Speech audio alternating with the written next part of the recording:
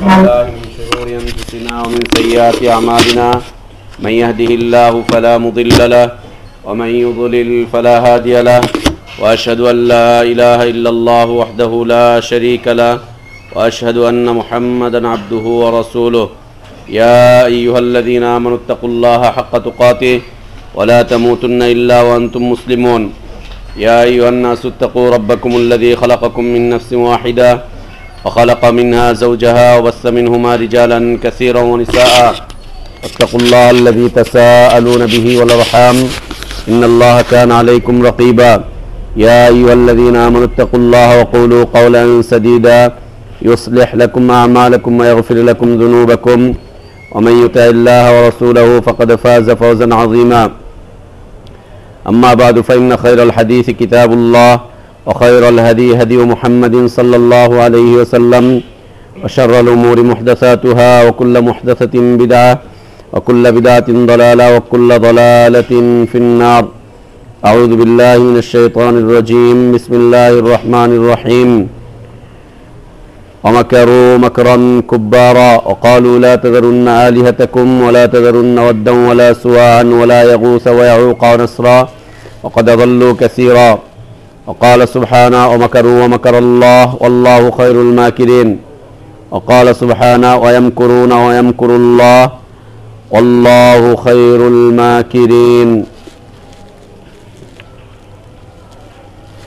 সমস্ত প্রশংসা যাবতীয় গুণগান একমাত্র কেবলমাত্র শুধুমাত্র আল্লাহ সুবহানাহু ওয়া তাআলার জন্য, যিনি আমাদেরকে মুসলিম করে সৃষ্টি করেছেন, যিনি আমাদের জন্য উত্তম হালাল রিজকের ব্যবস্থা করেছেন, যিনি আমাদেরকে মৃত্যু দান করবেন, যিনি আমাদেরকে কিয়ামতের দিন তার সামনে হিসাবের কাঠগড়ায় দাঁড় করাবেন এবং বিশুদ্ধ ঈমান বিশুদ্ধ আমলের ভিত্তিতে যিনি আমাদেরকে নাজাত আর জাযা দান করবেন, সে আল্লাহরই প্রশংসা আদায় করছি, যিনি আমাদেরকে প্রতি সপ্তাহের ন্যায় আজও ইসলাম ও জাহিলিয়াতের দ্বন্দ্বের বিষয়বস্তুর আলোচনায় অংশগ্রহণ করার তৌফিক দান করেছেন। আলহামদুলিল্লাহ।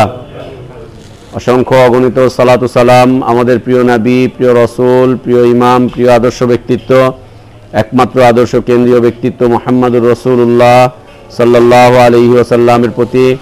আল্লাহ সুবহানাহু ওয়া তাআলা যাকে কল্যাণের আধার করে বিশ্ব মানবতার জন্য মুক্তির দূত করে পাঠিয়েছিলেন, যার আদর্শের বাস্তবায়ন করা প্রত্যেক জাতি ধর্ম বর্ণ নির্বিশেষে সকল শ্রেণী পেশার মানুষের জন্য ফরজ করে দেওয়া হয়েছে, যদিও তারা বিভিন্ন দল মত পথ তরিকা ইজম মাযহাব বিভিন্ন দিক বিদিক ছুটোছুটি করে নিজেরাই নিজেদেরকে ক্ষতিগ্রস্ত করে তুলছে। সে আদর্শ নবী, আদর্শ রসুল, আদর্শ ইমাম, আদর্শ দায়ী, আদর্শ ব্যক্তিত্বের প্রতি সালাতু সালাম, যার আদর্শের বাস্তবায়ন প্রকৃত হিদায়াত নাজাত কল্যাণ আর সফলতার পথ। আল্লাহুম্মা সাল্লি আলা মুহাম্মাদ ওয়া আলা আলি মুহাম্মাদ কামা সাল্লাইতা আলা ইব্রাহিম ওয়া আলা আলি ইব্রাহিম ইন্নাকা হামিদুম মাজিদ। আল্লাহুম্মা বারিক আলা মুহাম্মাদ ওয়া আলা আলি মুহাম্মাদ কামা বারাকতা আলা ইব্রাহিম ওয়া আলা আলি ইব্রাহিম ইন্নাকা হামিদুম মাজিদ।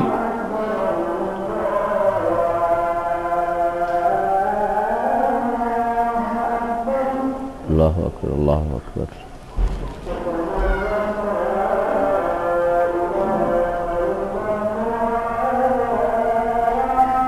আশহাদু আল্লা ইলাহা ইল্লাল্লাহ।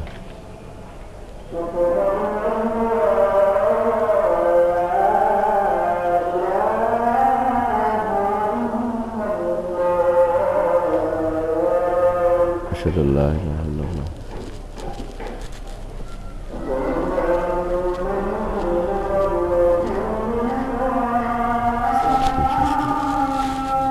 أشهد أن محمد رسول الله.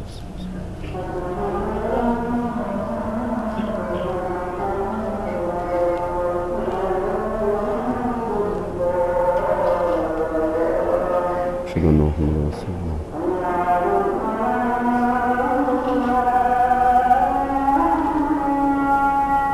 لا حول ولا قوة إلا بالله.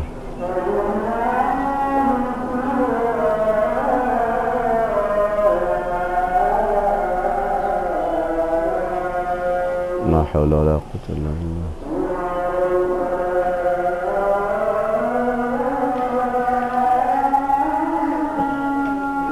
لا حول ولا قوة إلا بالله.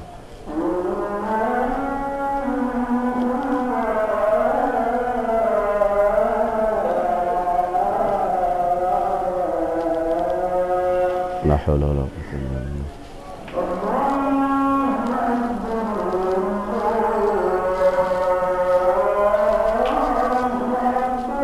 الله أكبر الله أكبر.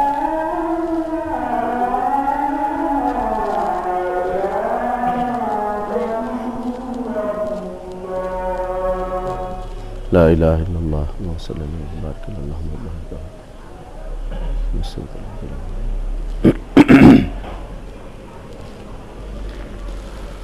আলহামদুলিল্লাহ, আল্লাহ তাবারক ওয়া তাআলার অনেক প্রশংসা, অনেক শুকরিয়া যে আল্লাহ তাবারক ওয়া তাআলা আমাদেরকে তার দ্বীনের মৌলিক বিষয়বস্তুগুলোকে জানা বোঝার তৌফিক দান করছেন।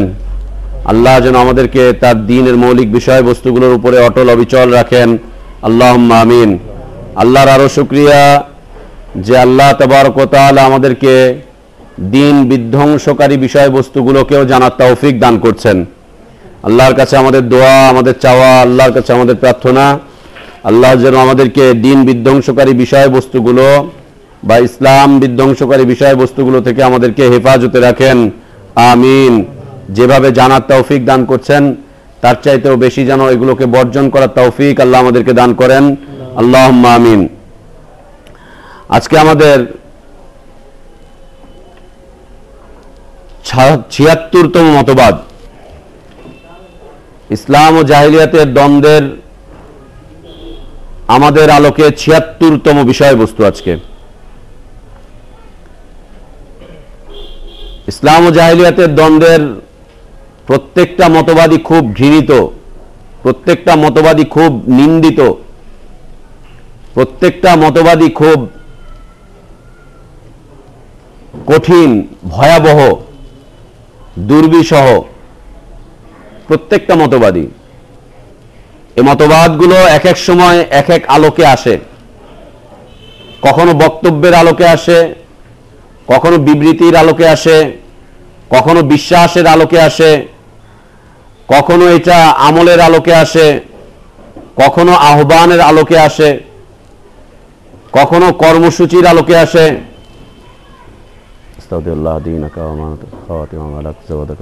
সবাইকে আমার সালাম দিন বাড়িতে। কখনো বক্তব্য, বিবৃতি, আমল, কখনো দাওয়াত, কখনো প্রতিবন্ধকতা, কখনো অবস্থান, কখনো জুলুম, কখনো নির্যাতন, এক এক সময় এক এক আলোকে আসে মানুষের সামনে, এক একটা সময় এক একটা আলোকে আসে।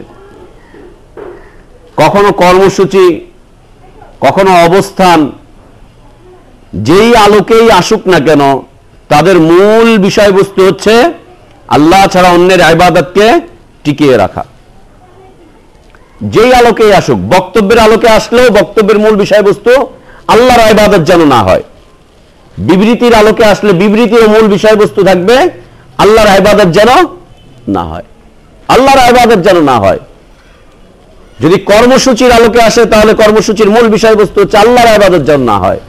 নির্যাতনের আলোকে যদি আসে তাহলে নির্যাতনের মূল বিষয়বস্তু হচ্ছে আল্লাহর ইবাদত যেন না হয়। বিলাল রাদিয়াল্লাহু আনহুকে নির্যাতন কেন করা হচ্ছিল? কেন করা হচ্ছিল? যাতে আল্লাহ তাওহীদ ছেড়ে দেয়। আল্লাহর ইবাদত মানে আল্লাহর তাওহীদ, আল্লাহর ইবাদত মানে আল্লাহর তাওহীদ। বিলালকে কেন অত্যাচার করা হলো? এত সুমাইয়া রাদিয়াল্লাহু আনহাকে কেন হত্যা করে দেওয়া হলো? কেন করা হলো হত্যা? নির্যাতন। খাব্বাব খুবাইবকে কেন এভাবে করে টর্চার করা হচ্ছিল? আল্লাহ রাসূল সাল্লাল্লাহু আলাইহি সাল্লামকে কেন তায়েফের ময়দানে এইভাবে করে মারা হলো? কেন মারা হলো? একজন দায়ীকে যদি স্টপ করে দেওয়া যায়, একজন দায়ীকে যদি মেরে ফেলা যায়, একজন দায়ীকে যদি মেরে ফেলা যায়, বাস।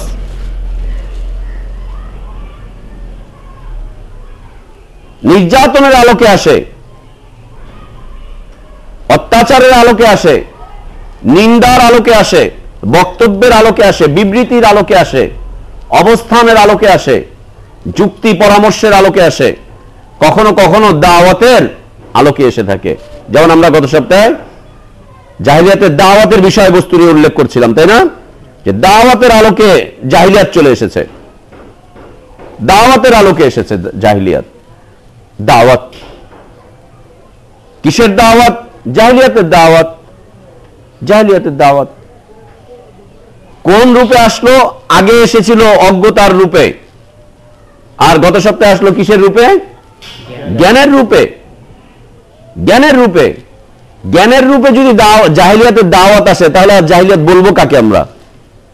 জাহেলিয়াত মানে হচ্ছে অজ্ঞতা, এখন জ্ঞান নিয়ে অজ্ঞতা চলে আসলো, তার মানে জাহেলিয়াত মানে হচ্ছে অজ্ঞতা, এখন জ্ঞান অজ্ঞতা নিয়ে চলে আসলো, তার মানে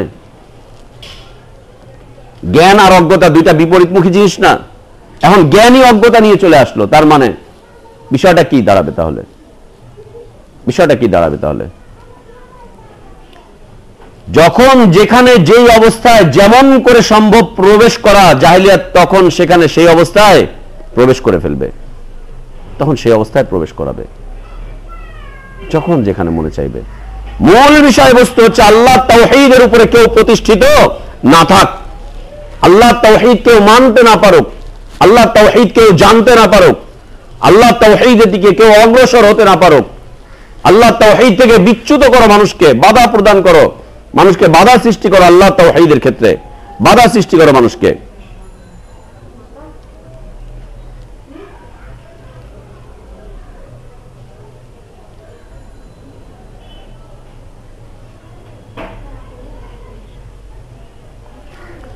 আল্লাহ তাওহীদের ক্ষেত্রে বাধা প্রদান করো, মানুষগুলোকে দূরে সরিয়ে রেখে দাও, মানুষগুলোকে এখান থেকে দূরে সরিয়ে দাও, হটিয়ে দাও, মানুষগুলোকে এখান থেকে বিরত রাখো, বের করে দাও এখান থেকে, বের করে দাও এখান থেকে মানুষগুলোকে, বের করে দাও মানুষগুলোকে এখান থেকে।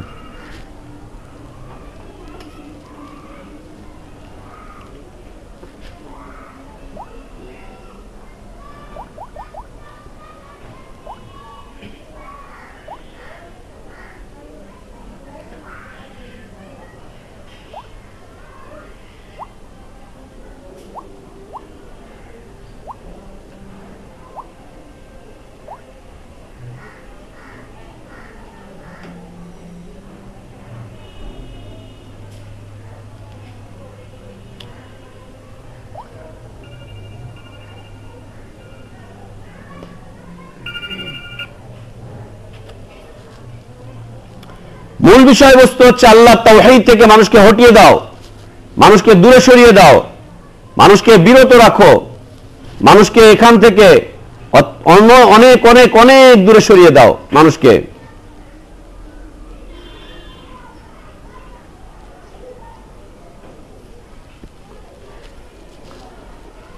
এটা করতে গিয়ে যত প্রকারের প্রচেষ্টা দরকার, সকল প্রকারের প্রচেষ্টা অব্যাহতভাবে চলতে থাকে, অব্যাহতভাবে চলতে থাকে। তারই মধ্যে হতে আজকে অত্যন্ত নিকৃষ্ট একটা বিষয়, অত্যন্ত নিকৃষ্ট খারাপ একটা বিষয়বস্তু আজকে, সেটা কি? চক্রান্ত করা, চক্রান্ত করা, চক্রান্ত করা, যাকে কোরআনের পরিভাষায় মাকার বলা হয়, মিম কাফ র, মিম কাফ র, মাকার, মাকার বলা হয় যাকে কোরআনের পরিভাষায়, মাকার, চক্রান্ত করা।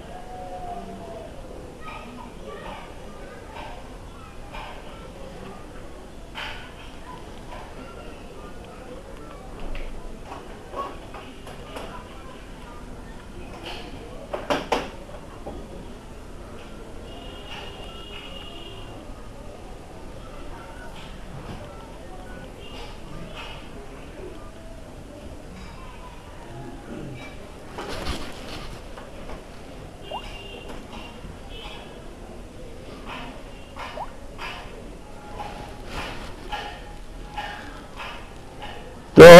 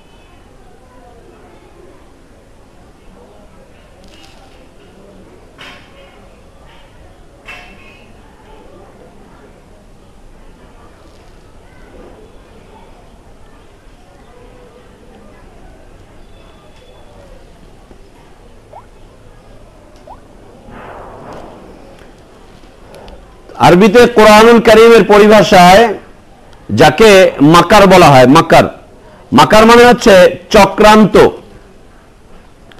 চক্রান্ত কেন করে? চক্রান্ত করার মূল উদ্দেশ্য হচ্ছে বাতিলকে টিকিয়ে রাখো আর হককে বিতাড়িত করো। বাতিলকে টিকিয়ে রেখে সত্যকে বিতাড়িত করার জন্যই চক্রান্ত করা হয়। আমরা দুনিয়াবী ক্ষেত্রেও দেখতে পাই বিভিন্ন চক্রান্ত। অমুককে চাকরুচ্যুত করার জন্য চক্রান্ত চলছে, অমুককে বহিষ্কার করার জন্য চক্রান্ত চলছে, অমুককে এলাকা থেকে নিগৃহীত করার জন্য চক্রান্ত চলছে, চক্রান্ত চলছে। চক্রান্ত কেন করা হয়? সত্যকে মিটিয়ে দিয়ে অসত্যকে টিকিয়ে রাখার জন্য কি করা হয়? চক্রান্ত করা হয়। চক্রান্তের মূল উদ্দেশ্যই এটা, বুঝছো ইসমাইল? চক্রান্তের মূল উদ্দেশ্য কি? যাতে সত্য প্রতিষ্ঠিত না হয়, অসত্যটাই যাতে টিকে থাকে। প্রশাসনিক ভাবে দেখো একই বিষয়বস্তু, চক্রান্তের বিষয়বস্তুটাই এটা, যাতে অসত্যটা টিকে থাকে আর সত্যটা দূরে সরে যায়। আর সত্যকে প্রতিষ্ঠিত করতে কোনো চক্রান্ত দরকার হয় না, সত্যকে প্রতিষ্ঠা করার জন্য প্রচেষ্টা দরকার হয়। দুইটা জিনিস ভিন্ন। সত্য প্রতিষ্ঠা করার জন্য প্রচেষ্টা দরকার হয় সত্যের পথে, আর অসত্যকে প্রতিষ্ঠা করার জন্য চক্রান্ত প্রয়োজন হয়। এই চক্রান্ত করার ক্ষেত্রে কিছু প্রচেষ্টা আসে, এটা হচ্ছে চক্রান্তকারী প্রচেষ্টা। তো এই চক্রান্ত করা যাতে করে সত্যকে মিটিয়ে দেওয়া যায় আর অসত্যকে টিকিয়ে রাখা যায়, অসত্যকে টিকিয়ে রাখা যায়। যেমন আল্লাহ তাবারক ওয়া তাআলা নূহ আলাইহিস সালাতু ওয়াস সালামের ইতিহাসকে তুলে ধরেছেন সূরা নূহতে। পুরোটাই, পুরো সূরাই পড়বেন, সূরা নূহ। ইতিহাস তুলে ধরেছেন আল্লাহ তাবারক ওয়া তাআলা নূহ আলাইহিস সালাতু ওয়াস সালামের ইতিহাস, নূহ আলাইহিস সালাতু ওয়াস সালামের ইতিহাস।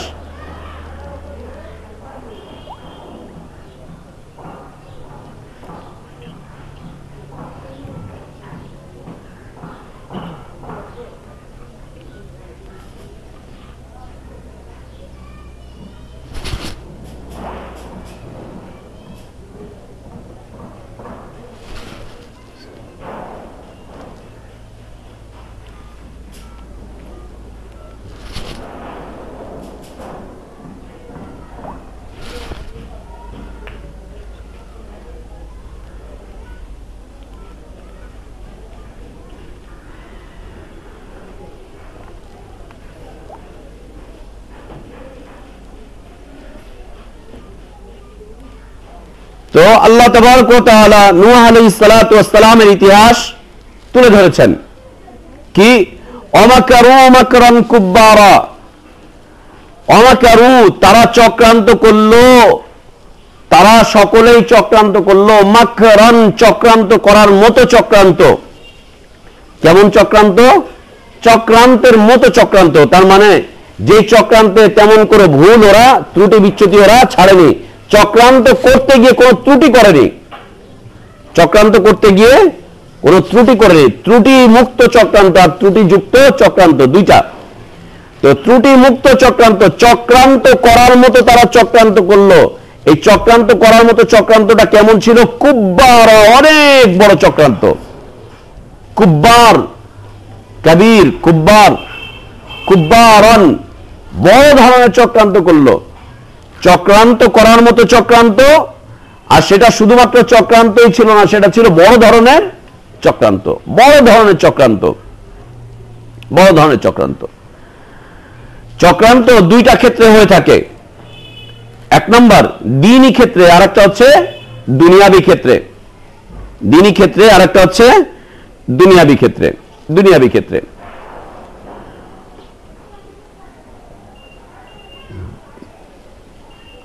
দ্বীনি ক্ষেত্রে, দুনিয়াবী ক্ষেত্রে চক্রান্ত। আর চক্রান্ত কাকে বলে? চক্রান্তের পরিচয়টা কি? চক্রান্তের পরিচয় হচ্ছে কোনো অপছন্দনীয় কাজকে, অপছন্দনীয় কোনো কাজকে, কূটকৌশলকে গোপনে সম্পাদন করা।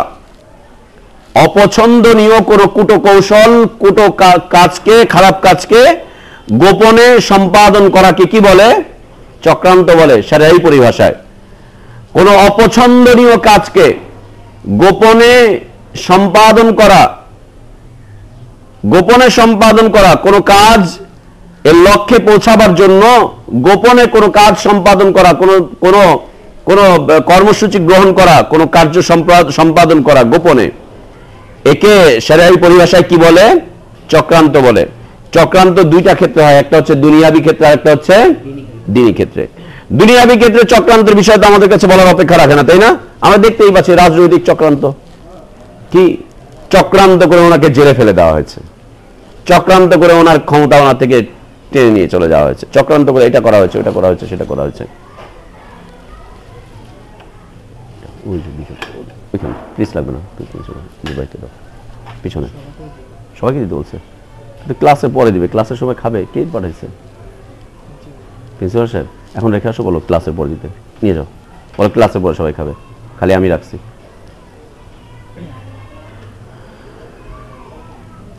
দুনিয়াবি ক্ষেত্রে আমরা বুঝতেই পারছি ও জমি দখল করে নেওয়ার জন্য চক্রান্ত করেছে। কি চক্রান্ত? ফলস একটা দলিল করে ফেলেছে, গোপনে ফলস একটা দলিল করে ফেলেছে। আর দ্বীনি ক্ষেত্রে চক্রান্ত হচ্ছে কিন্তু ফলস দলিল। ফলস দলিল কোনটা? জাল হাদিস। ফলস দলিল কোনটা? জাল হাদিস না। জাল হাদিস কি? আল্লাহর বান্দার জমির যেমন জাল দলিল হয়, তো দ্বীনের ক্ষেত্রে যে জাল হাদিস গুলো করা হচ্ছে এটা কি? এটা ফলস দলিল না? ফলস একটা দলিল। জমি যেমন দখল করা যায় না ফলস দলিল দিয়ে, 2-4 দিন একটুখানি গায়ের জোরে ওখানে টিকে থাকা যায়। 2-4 দিন, মনে করো আমার যদি কেউ জমি, তোমরা মনে করো একজন দখল করে নিয়েছে, 2-4 দিন হয়তো ওর পেশি শক্তিকে আমি ভয় পাবো, এই করবো সেই করবো, শেষ সময় কিন্তু আমি একটা কামড় দিব আমার এটাকে উদ্ধার করার জন্য। যত রাস্তায় যাওয়ার দরকার আমি তত রাস্তায় যাব এবং উদ্ধার করার জন্য আমি প্রচেষ্টা চালাবো। আর অধিকাংশ ক্ষেত্রে উদ্ধার করার ক্ষেত্রে গিয়ে মানুষ সফল হয়, গরিব হলেও সফল হয়।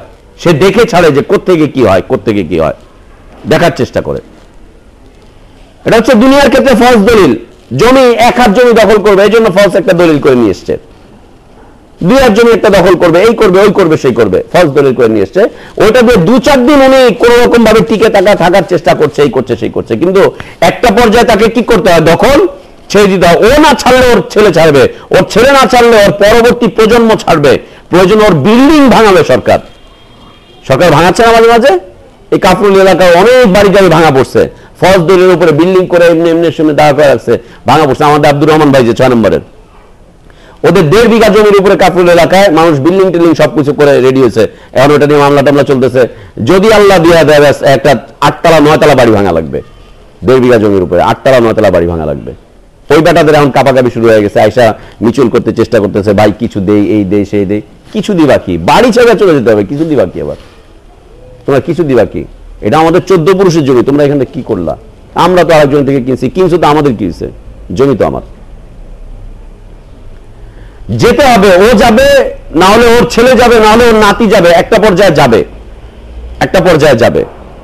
আর খুব কম মানুষ এক্ষেত্রে গিয়ে সফল হয়ে যায়, জাল দলিল করে, প্রশাসন খাটিয়ে এইটা ওইটা সেটা করে, হুমকি দুমকি করে, 2-4টা মার্ডার টাডার করে কোন রকম ভাবে 2-4 দিন ওইখানে টিকতে পারে, কিন্তু অন্তরের প্রশান্তি চলে যায়, অন্তরে শান্তি থাকে না, শান্তি থাকে না। ঠিক একই রকম দ্বীনের ক্ষেত্রে জাল দলিল করেছে, হুজুরের মুখ দিয়ে এখন জাল দলিল বেরোচ্ছে, ফলস দলিল বেরোচ্ছে। হুজুর এখন এটা এই ফলস দলিলের উপরে মসজিদ দখল করে বসে আছে, যা ঠেলা ঠেলা সামলাও। এখন হুজুর তো মসজিদ দখল করে বসে আছে, মসজিদ থেকে তো মামলা করে বের করা যাবে না হুজুরকে। হাইকোর্ট সুপ্রিম কোর্ট তো মসজিদের ক্ষেত্রে আসবে না, মসজিদের ক্ষেত্রে হাইকোর্ট সুপ্রিম কোর্ট এসে বলবে যে আপনারা এখানে কি করছেন, অনর্থ কি বলেন হুজুর, হায় হায় হায়, 2 দল হুজুর মারামারি করছে, এখানে হাইকোর্টের কাজটা কি? 2 দল হুজুর মনে করে মারামারি করছে, আমরা বলছি ওই বেটা ফলস দলিল নিয়ে এসছে, ও বেটা বলছে আমারটাই ঠিক, আমি মিথ্যা বললাম আমারটাই ঠিক। কে বলছে আমারটা অসত্য? আমার সব মিথ্যাই সত্য। হুজুরদের বক্তব্য কি? সব মিথ্যাই সত্য না? আমি জাল হাদিস বলে, আরে জাল হাদিস বলে কোন জাল হাদিস আছে নাকি পৃথিবীতে? সব মিথ্যাই সত্য। রসুলের নামে যত মিথ্যা কথা রচনা করা হচ্ছে সবগুলো মিথ্যাই কি ওদের দৃষ্টিতে সত্য। জাল হাদিস বলে কিচ্ছু নাই, সব জাল হাদিসই সহিহ। তার মানে রসুল নাকি মিথ্যা বলে গেছে, নাউজুবিল্লাহ সুম্মা নাউজুবিল্লাহ। মিথ্যা যত রচনা করে দিয়েছে রসুলের নামে। এখন এখানে তো কোর্টের কোনো কাজ নাই, প্রশাসনের কাছে যাবা, থানায় গিয়ে মামলা করবা, থানা আল্লাহ বলবে হায় হায় হায় আফসোস, আমরা মানুষের মারামারি কাটাকাটি মিটাইতে পারি না, হুজুরদের এখন মিটাবে কে? হুজুরদের মিটাবে কে? হুজুরদের মিটাবে কে? কিশোরগঞ্জে একবার ঘটনা ঘটলো, হ্যাঁ, ওয়াজ করে এসছি, ওয়াজ করে আসার পরে এলাকার লোকজন মৌলবী চরমনাই গেছে থানায়, তারপরে তবলিগ গেছে থানায়, এলাকার ইসলামী ঐক্য জোট গেছে থানায়, দেওবন্দিওয়ালারা গেছে সুলতান মেদির এলাকায়, এরপরে মাইজ ভান্ডারিওয়ালারা আলাদাভাবে গেছে, দেওয়ানবাগিওয়ালারা আলাদাভাবে গেছে। অপরাধ একটা, আমি রাসূল সাল্লাল্লাহু আলাইহি ওয়াসাল্লামকে মৃত নবী বললাম কেন? রাসূল সাল্লাল্লাহু আলাইহি ওয়াসাল্লামকে আমি কেন মৃত বললাম? রাসূল সাল্লাল্লাহু আলাইহি ওয়াসাল্লাম হায়াতুন নবী নয়, কেন আমি মৃত বললাম? মরা মানুষ কইছে, এই জন্য তারা 18টা অভিযোগ দিয়ে মামলা দায়ের করলো আমার নামে। 18টা অভিযোগে রাষ্ট্রদ্রোহিতার মামলা, জেএমবির মামলা, তারপরে এলাকার লোকজনদের হুমকি ধুমকি দেওয়ার মামলা, তারপরে হচ্ছে এই তোমার ধর্মীয় অনুভূতিতে আঘাত হানার মামলা, যে আমি ধর্মীয় অনুভূতিতে আঘাত আনছি। 18টা অবজেকশন দিয়ে মামলা দায়ের করে দিয়ে আসলো। এখন থানার ওসি সাহেব পড়ছে মহা বিপক্ষে। একদিকে পুরো এলাকার সব মৌলবী, সকল ক্যাটাগরির মৌলবী, আরেকদিকে আমি। আমার সাথে ফোনে কথা বলছে ওসি সাহেব, যে ভাই আপনি এগুলো কি করে গেলেন, এই সেই আপনার নামে তো ওয়ারেন্ট বের হয়ে, যে ওয়ারেন্ট বের করলে করেন, কিছু করার নাই, আমি যা বলছি আমার রেকর্ডিং আছে, আপনি ওটা খুঁজে নিয়ে একটু শুনে দেখেন যে কি অবস্থা, একটু শুনে দেখেন, ওয়ারেন্ট বের করবেন না কি করবেন সেটা পরের কথা, আগে শুনে দেখেন অবস্থাটা কি। বলছে ভাই আমি তো শুনছি, আপনার কথা তো সব ঠিক ঠিক লাগতেছে, তো ওইগুলা কি মনে হইতেছে? অগ ঠেলা তো সামলাইতে পারি না, হুজুরের ঠেলা সামলাই কে? হুজুররা আলাদা হয়ে গেছে, তবলিগ আলাদা হয়ে গেছে, কি তবলিগ নিয়ে কথা বলছি কেন? চরমনায় আলাদা হয়ে গেছে, কি সুফিবাদ নিয়ে কথাবার্তা বলেছে, আমাদের ধর্মীয় অনুভূতিতে আঘাত করেছে। অথচ সব কটা ওয়াজ মাহফিলের সময় ছিল, একটাও কথা বলেনি, সব বলছে হ্যাঁ ঠিক, হ্যাঁ ঠিক। 3 ঘন্টার ওয়াজে বলছে হ্যাঁ ঠিক ঠিক ঠিক ঠিক। চলে আসার পরে ঠিক মজা ফেললো, চলে আসার পরে গিয়ে সব মামলা করছে। কি অবস্থা! ওদের মসজিদ ছুটাবে কে? ওরা যে মিথ্যার উপরে মসজিদকে ধরে রেখেছে, চক্রান্ত নয় এগুলো? আল্লাহর ঘর মিথ্যার উপরে টিকে নাকি? মিথ্যার উপরে আল্লাহর ঘর টিকাবে নাকি?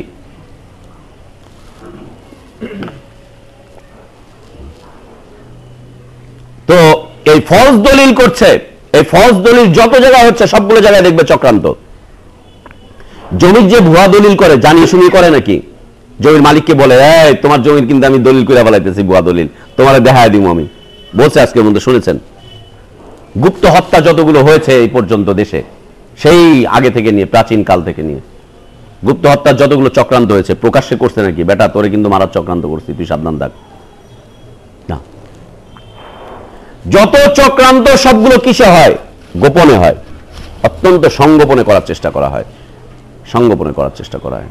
মনে রাখতে হবে, পৃথিবীতে যত চক্রান্ত হয়েছে সবচাইতে বেশি চক্রান্ত আল্লাহর কালামের পরিভাষায় কিসের ক্ষেত্রে হয়েছে? আল্লাহ তাওহীদের ক্ষেত্রে হয়েছে। সবচাইতে বেশি চক্রান্ত হয়েছে আল্লাহ তাওহীদের ক্ষেত্রে, আল্লাহর কালামের পরিভাষায়, কোরআনের পরিভাষায়। আর এই চক্রান্ত করতে গিয়ে সবচাইতে বেশি রক্ত ঝরেছে দায়ীদের শরীর থেকে, আল্লাহর দ্বীনের দায়ীদের শরীর থেকে সবচাইতে বেশি রক্ত ঝরেছে। অন্য কোন চক্রান্তে এত রক্ত ঝরেনি, এত রক্ত ঝরেনি অন্য কোন চক্রান্তে। অন্য কোন চক্রান্তে এত রক্ত ঝরেও না, কখনো এত রক্ত ঝরে না অন্য কোন চক্রান্তে। যত চক্রান্তে যত রক্ত ঝরে আল্লাহর দ্বীনের ক্ষেত্রে, রক্ত ঝরাবে, মারবে, কাটবে, কথা নাই বার্তা নাই, সকলে মিলে ঐক্য জোট করে এসে মারার চেষ্টা করবে, সকলে মিলে ঐক্য জোট করে এসে মারার চেষ্টা করবে। আল্লাহ আমাদেরকে হেফাজত করেন, আল্লাহুম্মা আমিন। তো হচ্ছে চক্রান্ত, যাকে কোরআনের পরিভাষায় কি বলা হয়? মাকার, মাকার, মাকরুন, মাকারুন, মাকরুন, যাকে কোরআনের পরিভাষায় মাকার বলা হয়। চক্রান্ত যা অত্যন্ত সংগোপনে করা হয়। কেন কেন করা হয়? বাতিলকে টিকিয়ে রাখার জন্য, আর হককে মিটিয়ে দেওয়ার জন্য, হককে মিটিয়ে দেওয়ার জন্য, হককে মিটিয়ে দেওয়ার জন্য। আল্লাহ তাবারক ওয়া তাআলা কোরআনুল কারীমে বলছেন, কোরআনটা দাও তো, কোনটা দাও তো, দাও না, ওইটাই কোরআন দাও না। আল্লাহ তাবারক ওয়া তাআলা কোরআনুল কারীমে নবী রাসূলদের দাওয়াতগুলোকে তুলে ধরেছেন, সুন্দর করে তুলে ধরেছেন নবীদের দাওয়াতগুলোকে কোরআন কারীমে। আল্লাহ তাবারক ওয়া তাআলা দুইজন নবীর কথা বলছেন, যে দুইজন নবী আসলো,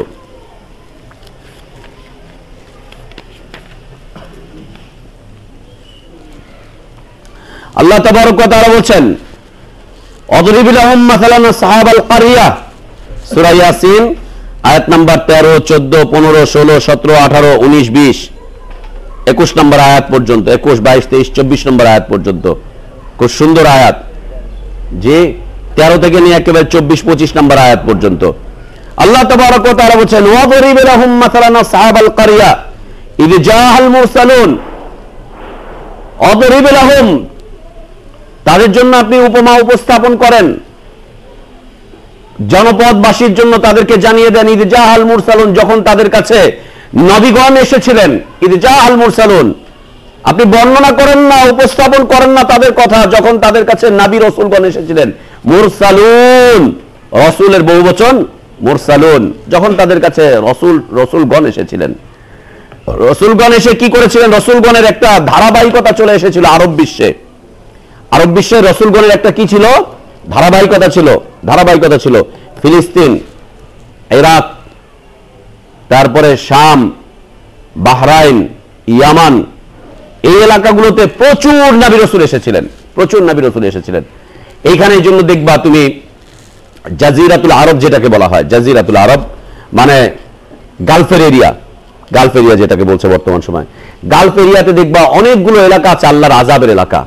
কওমে আদ, কওমে সামুদ, কওমে সালেহ, কওমে নূহ, কওমে হুদ, হ্যাঁ, এই সব এলাকাগুলো কোনোটা বাহরাইনে, কোনোটা ইয়ামানের হাজারামাউতে, কোনোটা ফিলিস্তিনে, কোনোটা ইরাকে, কোনোটা কুফায়, কোনোটা শামে, হিজাজের ভিতরে, সবগুলো এই আশপাশে।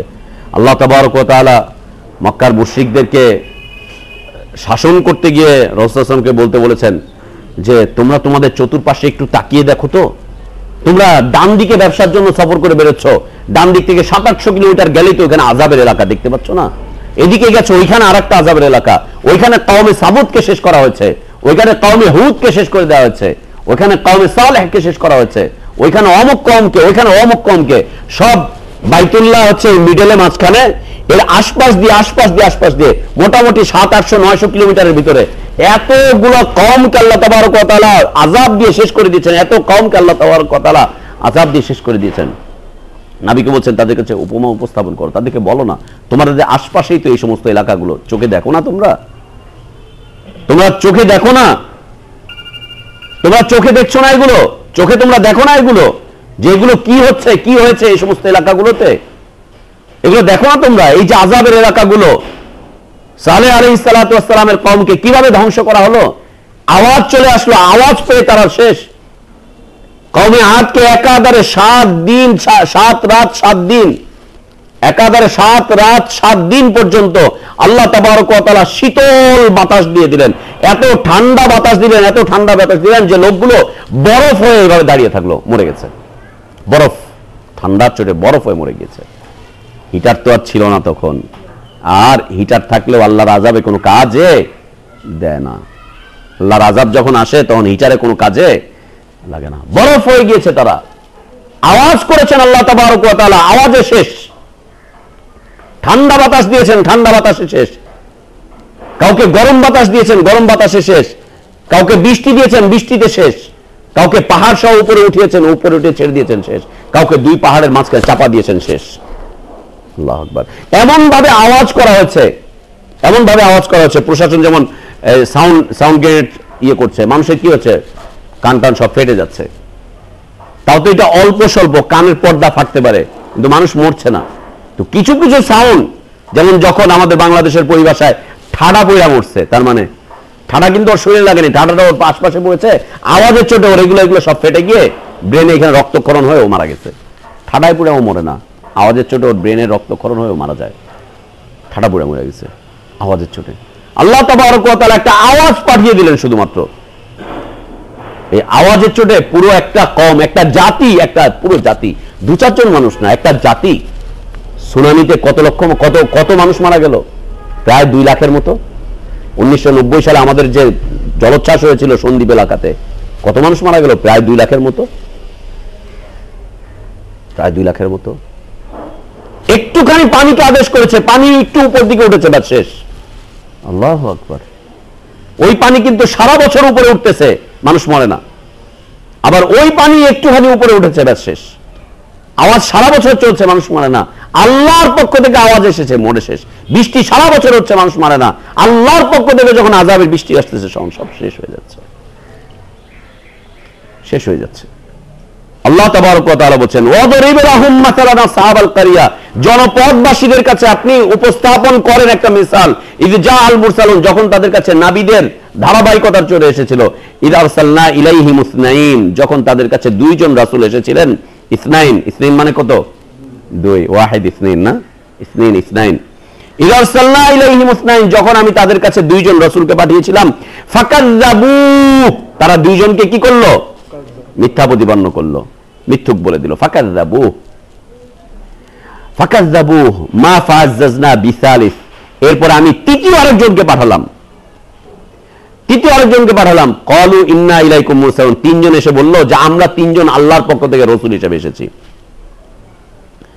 তখন তারা কি বলছে? মান তুমিল্লাহ বাশারুম মিসলুনা, হায় হায় হায় আফসোস, তোমরা তো আমাদের মতো মানুষ, তোমরা আবার রাসূলেরা কেমনে? তোমরা তো আমাদের মতো মানুষ, বাংলাদেশের গ্রামের পরিভাষায় আমগো লাহাইন্না মানুষ আবার রাসূল হয়নি। তোমরা তো আমাদের মতো মানুষ, মান তুমিল্লাহ বাশারুম মিসলুনা, তোমরা তো অন্য কিছু নাও, আমাদের মতোই তো তোমরা মানুষ, আমাদের মতোই তো তোমরা মানুষ। অমানজালার রহমানু মিন শাই, এই রাসূলরা আল্লাহ তোমাদের উপরে কিচ্ছু অবতীর্ণ করেন নাই, যা করেছেন সব আমার ধর্মীয় নেতার উপরে করেছেন, ধর্ম মন্ত্রণালয় অবতীর্ণ করেছেন আল্লাহ। ওখান থেকে সব ধর্মীয় বই পদ সৃষ্টি হবে, ওইটাই ধর্ম। কোরআন এবং সহিহ সুন্নাহর মধ্যে দিন বলতে কিছু নেই। দিন আছে তো কোথায়? ধর্ম মন্ত্রণালয়তে আছে। দিন আছে তো কোথায়? তো মৌলবীর কাছে আছে, হুজুরের কাছে আছে, যারা 100% মিথ্যা কথা বলে। 110%, 100% না, 110% মিথ্যা কথা বলবে। ওর কাছে ধর্মকর্ম সবই আছে। ওরাই কত বড় ধর্ম, এত বড় পাগড়ি লাগাচ্ছে, পাছা ছেঁচড়ে যাচ্ছে, তসবির দানার শেষ নাই। ওরাই তো ধর্মীয় পণ্ডিত, ওরাই তো দিনের জন্য সবকিছু করছে, দিনের মূল কারিগর তো ওরাই। ফাকাযযাবুহুমা ফাআজ্জাজনা বিসালিস, আল্লাহ তাবারক ওয়া তাআলা বলেন ফাআজ্জাজনা বিসালিস, আমি যখন তৃতীয় জনকে পাঠালাম, তিনজন মিলে এসে, তিনজন নবী, তিনজন রাসূল একটা জাতির কাছে একসাথে এসে বলছে ইন্না ইলাইকুম মুরসালুন, আমরা তোমাদের কাছে রাসূল হিসেবে এসেছি। তারা বলছে ক্বালু মা আনতুম ইল্লা বাশারুম মিসলুনা ওয়া মা আনজালার রহমান মিন শাই, আরে তোমরা তো আমাদের মতো মানুষ, আমাদের উপরে যেমন কিছুই অবতীর্ণ হয় না, তোমাদের উপরে কিছুই অবতীর্ণ হতে পারে না। আমাদের মতো মানুষের উপরে কিছু অবতীর্ণ হয় নাকি? নবী রাসূলকে ওরা মনে করতো এরা যেহেতু আমাদের সমাজের মানুষ, আমাদের গোষ্ঠীরই মানুষ, আমরা যেমন খারাপ, নবী রাসূলরাও, আল্লাহ, আমরা যেমন মিথ্যাবাদী, নবী রাসূলরাও মিথ্যাবাদী, এটাই মনে করতো ওরা, জাহিলিয়াতের যুগের লোকজন, যে আমরা যেমন মিথ্যা কথা বলি ওরাও মিথ্যা কথা বলে, আমাদের যেমন চরিত্র খারাপ তো ওদেরও চরিত্র খারাপ, আমাদের যেমন সমস্যা আছে তো ওদেরও সমস্যা আছে।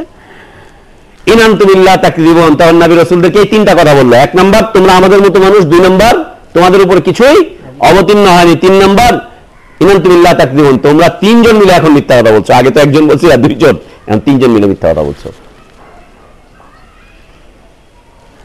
তখন নবী রাসূলুল্লাহ বলেন ক্বালু রাব্বুনা ইয়ালাম ইন্না ইলাইকুম লামুরসালুন, রাব্বুনা ইয়ালামু, আমাদের রব সবচাইতে ভালো জানেন, তার জানার মধ্যে কোনো ত্রুটি নেই। রব্বুনা ইয়ালাম ইন্না ইলাইকুম লামুরসালুন, অবশ্যই আমরা তোমাদের কাছে রাসূল হিসেবে এসেছি।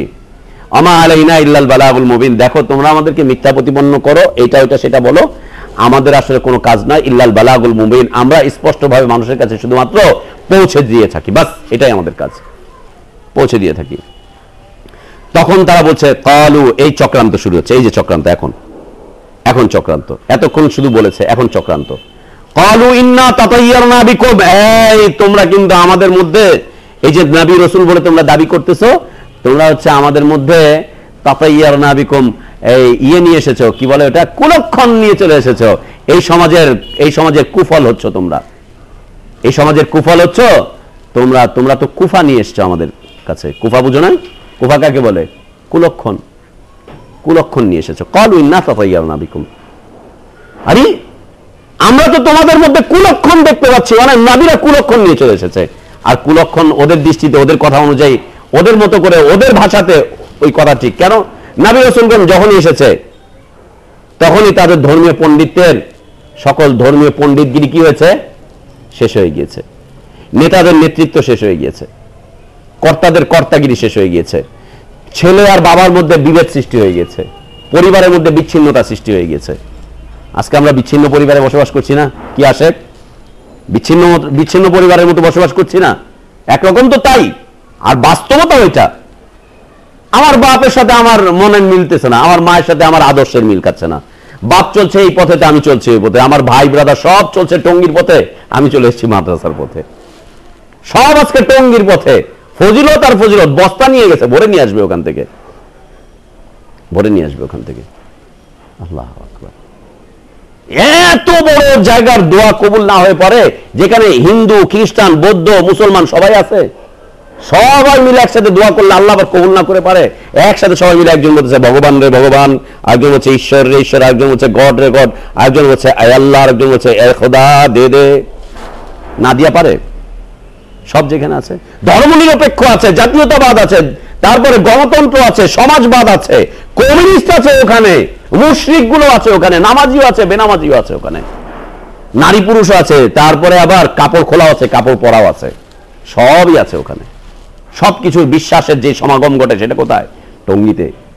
সব বিশ্বাসীদের যেখানে সমাগম ঘটে সেই জায়গার নাম কি বাংলাদেশে? টঙ্গী। সকল বিশ্বাসীদের, ও ধর্মনিরপেক্ষতার বিশ্বাসী দেখো ওখানে গেলে পাবা, জাতীয়তাবাদের বিশ্বাসী ওখানে গেলে পাবা, তারপর গণতন্ত্র বিশ্বাসী ওখানে গেলে পাবা, সমাজবাদী বিশ্বাস করে ওখানে গেলে পাবা, কমিউনিস্টে বিশ্বাস করে ওখানে গেলে পাবা, মওদুদিতে বিশ্বাস করে ওখানে গেলে পাবা, হুজুরে বিশ্বাস করে ওখানে গেলে পাবা, মিলাদি ওখানে পাবা, আটরশি চরমনাই মাইজবান্ডারি ওখানে গেলে পাবা। কোনটা পাবা না? দাড়িওয়ালা পাবা, দাড়ি চাচা পাবা, নামাজ পড়া পাবা, নামাজ ছাড়া পাবা, পীরের মুরিদকে পাবা, হজরতের মুরিদকে পাবা, আকাবিরদেরকে পাবা, সব কিছু ওখানে পাবা। সব ধর্মের মানুষের সমন্বয় যেখানে ঘটে সেটার নাম কি? টঙ্গী। সেটার নাম হচ্ছে টঙ্গী, তাই না ইসমাইল? যে নিঃসন্দেহে লা রাইবা ফি, এর মধ্যে কোনো সন্দেহ নেই, কোনো সন্দেহ নেই। বেশাক, এই তবলিগের পরিভাষা এটা, বেশাক, কোনো সমস্যা নেই। লা ইলাহা ইল্লাল্লাহ। অবস্থা তাই, দেশের সারা দেশের মানুষের গতিপথ একদিকে, আর আল্লাহ আমাদেরকে গতিপথ করে দিয়েছেন আর একদিকে। আলহামদুলিল্লাহ, ওদের চাইতে আমাদের গতিপথের শক্তি সামর্থ্য সবচেয়ে বেশি, ওদের চাইতে অনেক বেশি, অনেক স্পিড। ওয়ালাইকুম আসসালাম ওয়া রাহমাতুল্লাহ। অনেক বেশি, অনেক স্পিড, অনেক শক্ত, অনেক শক্ত, অনেক শক্ত, অনেক মজবুত।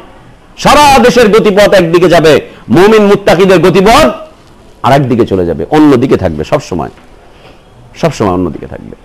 তারা বলছে যে ইন্না তাতায়্যারনা বিকুম, এই তোমাদেরকে তো আমরা কুফল হিসাবে দেখতেছি। কাদেরকে বলছে? নবী রাসূলদেরকে। প্রথম কথা হচ্ছে তোমরা মিথ্যাবাদী, দ্বিতীয় কথা হচ্ছে তোমরা আমাদের মতো, তৃতীয় কথা হচ্ছে আল্লাহ তোমাদের উপর কিছুই অবতীর্ণ করেনি, চতুর্থ কথা চক্রান্তের বিষয়বস্তু কিন্তু এগুলো সব। চতুর্থ কথা কি বলছে? যে তোমরা তো কুলক্ষণ নিয়ে এসছো আমাদের কাছে, অলক্ষিনী ঘরে অলক্ষিনী, অলক্ষিনী অলক্ষণী কুলক্ষণ নিয়ে এসেছ। ইন্না তাতায়্যারনা বিকুম, এতক্ষণ পর্যন্ত চক্রান্ত চলছে, এখন চক্রান্তের মূল বাস্তবায়ন। লা ইল্লাম তানতাহু, নবী এই রাসূল তোমরা যদি তোমাদের দাওয়াত বন্ধ না করো, লা ইল্লাম তানতাহু, যদি তোমরা তোমাদের দাওয়াত বন্ধ না করো। নবী রাসূলদের দাওয়াতের বিষয়বস্তু কি ছিল? আল্লাহর তাওহীদ, না দল, না পথ, না মত, না তরিকা, না ইজম, না নিজের দিকে ডাকতেন কোন নবী রাসূল। ডাকতেন তো কার দিকে? আল্লাহর তাওহীদের দিকে ডাকতেন মানুষকে, নিজের দিকেও ডাকতেন না। নিজে খালি কথাগুলোকে পৌঁছে দিতেন, ডাকতেন কার দিকে? আল্লাহর দিকে। এই আল্লাহর দিকে যখন ডাকছে, ওরা এই 4-5টা কথাবার্তা বলার পরে বলছে কুলক্ষিনী কুলক্ষিনী এসে বলে টলে, এরপরে বলছে লা ইল্লাম তানতাহু লানারজুমান্নাকুম, যদি বিরত না থাকো আল্লাহ তাওহীদের পথে ডাকা থেকে, যদি বিরত না থাকো, লানারজুমান্নাকুম, রজম করে মেরে ফেলবো তোমাদেরকে। রজম করা হয় ইসলামের বিধানে কাদেরকে? ব্যভিচারীদেরকে। দেখো ব্যভিচারীদের শাস্তি নবী রাসূলদের উপরে উঠিয়ে দিচ্ছে। লানারজুমান্নাকুম, অবশ্যই অবশ্যই তোমাদেরকে রজম করে হত্যা করব, রজম করে হত্যা করব। চক্রান্তের ফলাফল আমরা যে শুরুতে বলতেছিলাম যে চক্রান্ত অনেক ধরনের হয়। এই যে ওয়ালা ইয়ামাসসান্নাকুম মিন্না আযাবুন আলীম, রজম করে তো মারবই, আর ওয়ালা ইয়ামাসসান্নাকুম মিন্না আযাবুন আলীম, আমাদের পক্ষ থেকে তোমাদের উপরে কঠিন আযাব চাপিয়ে দিব। ভয়াবহ, খুব ভয়াবহ একটা আযাব আমরা দিয়ে দিব তোমাদের উপরে, ভয়াবহ একটা আযাব দিয়ে দিব। তখন নবী রাসূলুল্লাহ বলছেন, তাদের উত্তর করছেন সুন্দর করে, ক্বালু তায়রুকুম মাকুম, আরে বেটা তোদের কপাল তো তোদের মধ্যেই পুড়েছে, তোদের কপাল আমাদের মাধ্যমে পুড়েছে নাকি? ক্বালু তায়রুকুম মাকুম, তোমাদের কুলক্ষণ তোমাদের সাথে, তোমাদের কুলক্ষণ তোমাদের সাথে। তুমি যে 10 কেজি 12 কেজি ওজনের গাট্টি নিয়ে বলছো, ওটার ভিতরেই তোমার কুলক্ষণ। তুমি যে রাজপথে ইসলাম প্রতিষ্ঠান নামে নেমে এসেছো ওইটার মধ্যেই তোমার কুলক্ষণ, তুমি যে আইন কানুনগুলো তৈরি করছো ওইটার মধ্যেই তোমার কুলক্ষণ, তুমি যে বোমাবাজি করছো ফাটাফাটি করছো ওটার মধ্যেই তোমার কুলক্ষণ, তুমি যে বক্তব্য বিবৃতিগুলো প্রদান করছো ওর মধ্যেই কুলক্ষণ। তোমার কুলক্ষণ তোমার সাথে, তুমি কি বলছো, কি বলতে চাচ্ছ? আমরা তোমাদের কুলক্ষণ হয়ে এসেছি, তোমাদের কুলক্ষণ তোমাদের সাথেই আছে, তোমরাই তোমাদের কুলক্ষণ। তোমরা নবী রাসূলদেরকে কুলক্ষণ বলছো। ক্বালু তায়রুকুম মাকুম, তোমাদের কুলক্ষণ তোমাদের সাথে, তোমাদের চক্রান্তে তোমরাই ফাঁদে পা দিবা। যে যার জন্য ফাঁদ পাতে সে সেখানেই পড়ে, সে না পড়লে তার পরের বংশধর পড়বেই চক্রান্তে ফাঁদে পড়বেই। ক্বালু তায়রুকুম মাকুম, আরে তোমাদের কুলক্ষণ তোমাদের চক্রান্ত তোমাদের সাথে। আইন যুক্কিরতুম বাল আনতুম কওমুম মুসরিফুন, আইন যুক্কিরতুম আমাদেরকে নিয়ে কথাবার্তা বলছো, বাল আনতুম কওমুম মুসরিফুন তোমরা হচ্ছে অপরাধী একটা জাতি, অপরাধী একটা জাতি। ওয়াজা মিন আকসাল মাদিনাতি রাজুলুন ইয়াসা, আল্লাহ তাবারক ওয়া তাআলা আবারও বলছেন ওয়াজা মিন আকসাল মাদিনা রাজুলুন ইয়াসা, মদিনার মধ্যে মানে শহরের ভিতরে, শহরের মধ্যে রাজধানীতে আরেকজন লোক দৌড়াতে দৌড়াতে চলে আসলো। জা মিন আকসাল মাদিনাতি রাজুলুন ইয়াসা, একজন লোক খুব স্পিডে দৌড়ে চলে আসলেন মদিনার মধ্যে, এসে বলছেন ক্বালা ইয়া কওম, এই জাতি ইত্তাবিউল মুরসালিন, রাসূলদের ইত্তেবা করো। কি করছো? নবী রাসূলদের বিরুদ্ধে চক্রান্ত করছো, চক্রান্ত করছো নবী রাসূলদের বিরুদ্ধে, এটা ওইটা সেটা বলছো নবী রাসূলদের বিরুদ্ধে। ইত্তাবিউল মুরসালিন, রাসূলদের ইত্তেবা করো, রাসূলদের ইত্তেবা করো। আরেকজন ব্যক্তি এসে বলছেন ক্বালা ইয়া কওম ইত্তাবিউল মুরসালিন, এই জাতি রাসূলদের ইত্তেবা করো, এই জাতি রাসূলদের ইত্তেবা করো। আলহামদুলিল্লাহ সেই দাওয়াত বাংলাদেশে এখন চলছে, তাই না? যে রাসূল সাল্লাল্লাহু আলাইহি ওয়াসাল্লাম সহিহ হাদিসের ইত্তেবা করো, সহিহ হাদিস মানো, সহিহ হাদিস মানো। কি আজে বাজে কথা মানা শুরু করছো, সহিহ হাদিস মানো। একজন ব্যক্তি এসে মদিনার মধ্যে এসে বলছে ইত্তাবিউল মুরসালিন, ইত্তাবিউ মান লা ইয়াসালুকুম আজরান ওয়া হুম মুহতাদুন, তার সিফাত বর্ণনা করে দিয়ে বলছে তাদের শুধুমাত্র অনুসরণ করো, সেই নবী রাসূলদের অনুসরণ করো, সেই দায়ীদের অনুসরণ করো। লা ইয়াসালুকুম আজরান ওয়া হুম মুহতাদুন, যারা তোমাদের কাছে ওয়াজ করে পয়সা চায় না, ভাষণ থেকে আসবে 10,000 টাকা কন্ট্রাক্ট, 12 নম্বর যাবে 15,000 টাকা কন্ট্রাক্ট, ঢাকার বাইরে যাবে 20,000 টাকা কন্ট্রাক্ট, কন্ট্রাক্ট ছাড়া চলবে না। ওয়াজ মাহফিল করতে হলে 50-60,000 টাকা খরচ, 50-60,000 টাকার নিচে কোনো ওয়াজ মাহফিল চলবে না। এই 50-60,000 টাকা কার থেকে নিবে? আমার মাথায় একবারই, আপনার মাথায় আরেকবারই, ওর মাথায় একবারই, বেনামাজির থেকে টাকা, হারাম করে থেকে টাকা, ব্যাংক করে থেকে টাকা, সবার থেকে টাকা পয়সা নিয়ে মানুষকে দ্বীনের কথা শোনাবো। বাস, মানুষের তো উপকার হবে, একটা আওয়াজ তো পৌঁছাবে, মানুষ তো সহিহ হাদিস শুনবে। হারামের উপরে সহিহ হাদিস শুনলে সমস্যা কি? শুনুক না, তাও তো শুনবে। আরে এলাকার লোকজন আমাদের বলতেছে আমরা নাকি কিচ্ছু জানি না, আমরা নাকি সবাই দুর্বল, আমরা নাকি একেবারে ফেন্না হয়ে গেছে, আমাদের নাকি কোনো লোক নাই, আমাদের নাকি কোনো দায়ী নাই। এলাকার লোকজন একটু দেখা দিতে চাই যে আমাগো লোক আছে, বেটা তো যেমন ওয়াজ আছে আমগো আছে। আইনা দিয়ে দিলাম একখান মাদানি বসায় দিলাম, ওয়াজ চলতে থাকুক। এখন কন্টাক্ট করে ওয়াজ চলছে। এই যে আল্লাহর কালাম, এক রাসূল এসে বলছে ইয়া কওম ইত্তাবিউল মুরসালিন, রাসূলদের ইত্তেবা করো। রাসূলরা কেন ইত্তেবা করতে হবে? রাসূলগণ সেই রাসূলদের ইত্তেবা করো যে রাসূলরা তোমাদের থেকে কোনো বিনিময় চায় না। রাসূলরা নিজের পায়ে হেঁটে গিয়ে রক্ত বিসর্জন দিয়ে মানুষকে আল্লাহর দ্বীন শুনিয়ে দিয়ে আসে, বিনিময় 1 টাকাও নেয় না, গাড়ি ভাড়াও নেয় না। খাওয়া টাকা তো অনেক পরের কথা, গাড়ি ভাড়াটাও নেয় না রাসূলগণ। তাহলে আলেম ওলামারা খাবে কি? ঘোড়ার ডিম খাবে আলেম ওলামারা। ঘোড়ার ডিম চিনেন? ঘোড়ার ডিম না, এই জন্য আলেম ওলামা না খেয়ে থাকবে। রাসূলরা এই জন্য না খেয়ে থাকতেন। আর আলেম ওলামাদের একটা সম্মান আছে না, সেই রাজশাহী থেকে এখানে এসেছে চাপায়ের ভাষা শোনাতে, চাপায়ের ভাষা শুনিয়ে যাবে, ওনাদের একটা সম্মান আছে না। 12,000-14,000 টাকা না দিলে হয় নাকি? একটা সম্মান আছে না। নবী রাসূলদের চাইতে চাপায়ের সম্মান বেশি, তাই সে চিটাং থেকে ঢাকায় এসে শোনাবে, এটা হয় নাকি? আলেম ওলামাদেরকে যদি আমরা ভিআইপি ট্রিটমেন্ট না দেই তাহলে কি দিলাম, কাকে দিলাম, কাকে দিলাম? গায়কদেরকে আমরা ভিআইপি ট্রিটমেন্ট দিলে আলেম ওলামাদেরকে দিতে সমস্যাটা কি? গায়করা যদি বিমানে করে ঢাকা থেকে আরেক জায়গায় গিয়ে গান গিয়ে টাকা নিয়ে আসতে পারে, তো আলেম ওলামারা ঢাকা থেকে আরেক জায়গায় গিয়ে টাকা আনতে পারবে না কেন?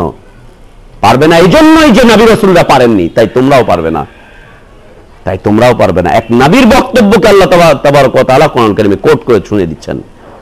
ক্বালা ইয়া কওম ইত্তাবিউল মুরসালিন, রাসূলদের ইত্তেবা করো। ইত্তাবিউ মান লা ইয়াসালুকুম আজরা, ইত্তেবা করো সেই ব্যক্তিদের যে ব্যক্তিরা তোমাদের কাছে কোনো আজর কামনা করে না, কোনো আজর কামনা করে না।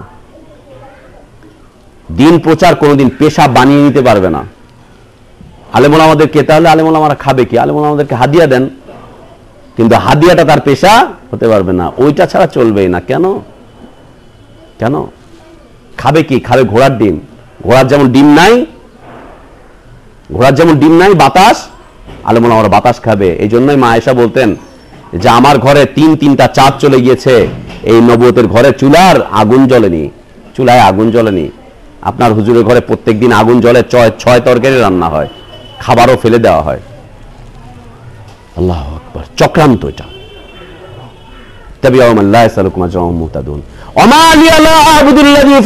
এই লোকটার উপরে করা হলো কি? আঘাত করা হলো।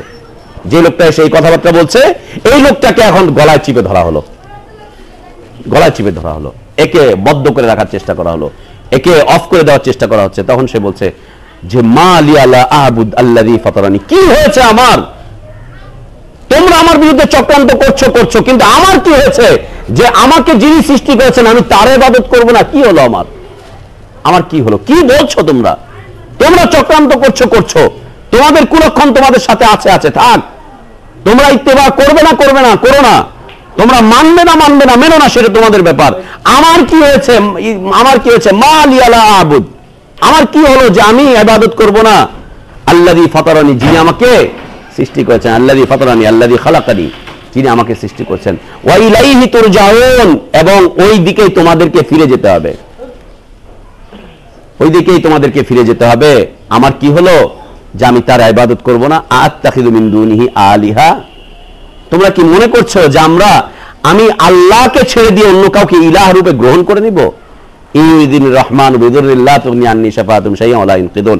রহমান যদি আমার ব্যাপারে কোনো সিদ্ধান্ত করে ফেলেন যে আমাকে পাকড়াও করবেন, তাহলে রহমানের ওই পাকড়াও থেকে কেউ আমাকে বাঁচাবার মতো নেই, কেউ আমাকে বাঁচাবার মতো নেই।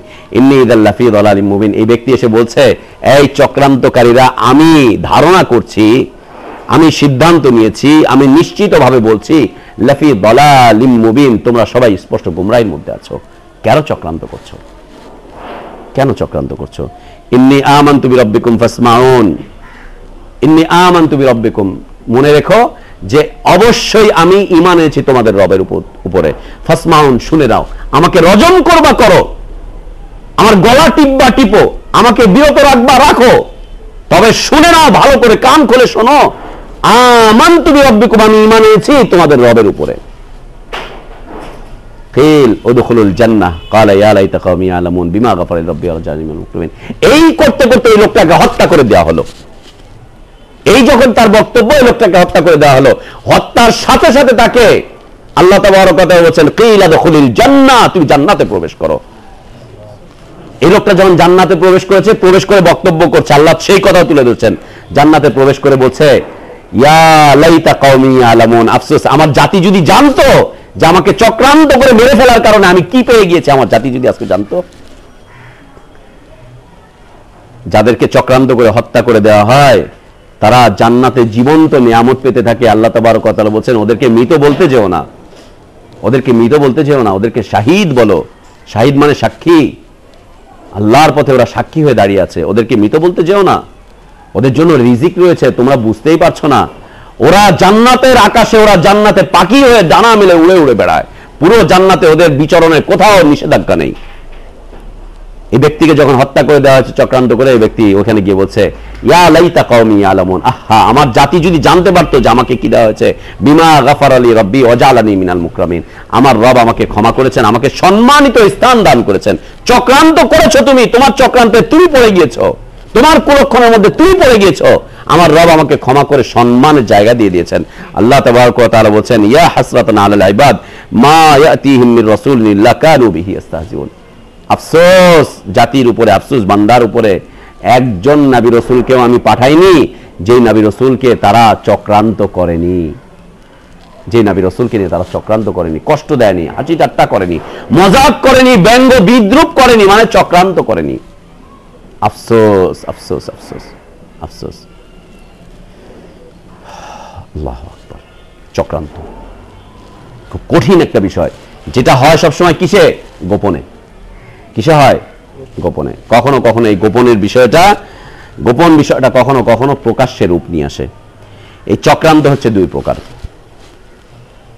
চক্রান্ত কয় প্রকার?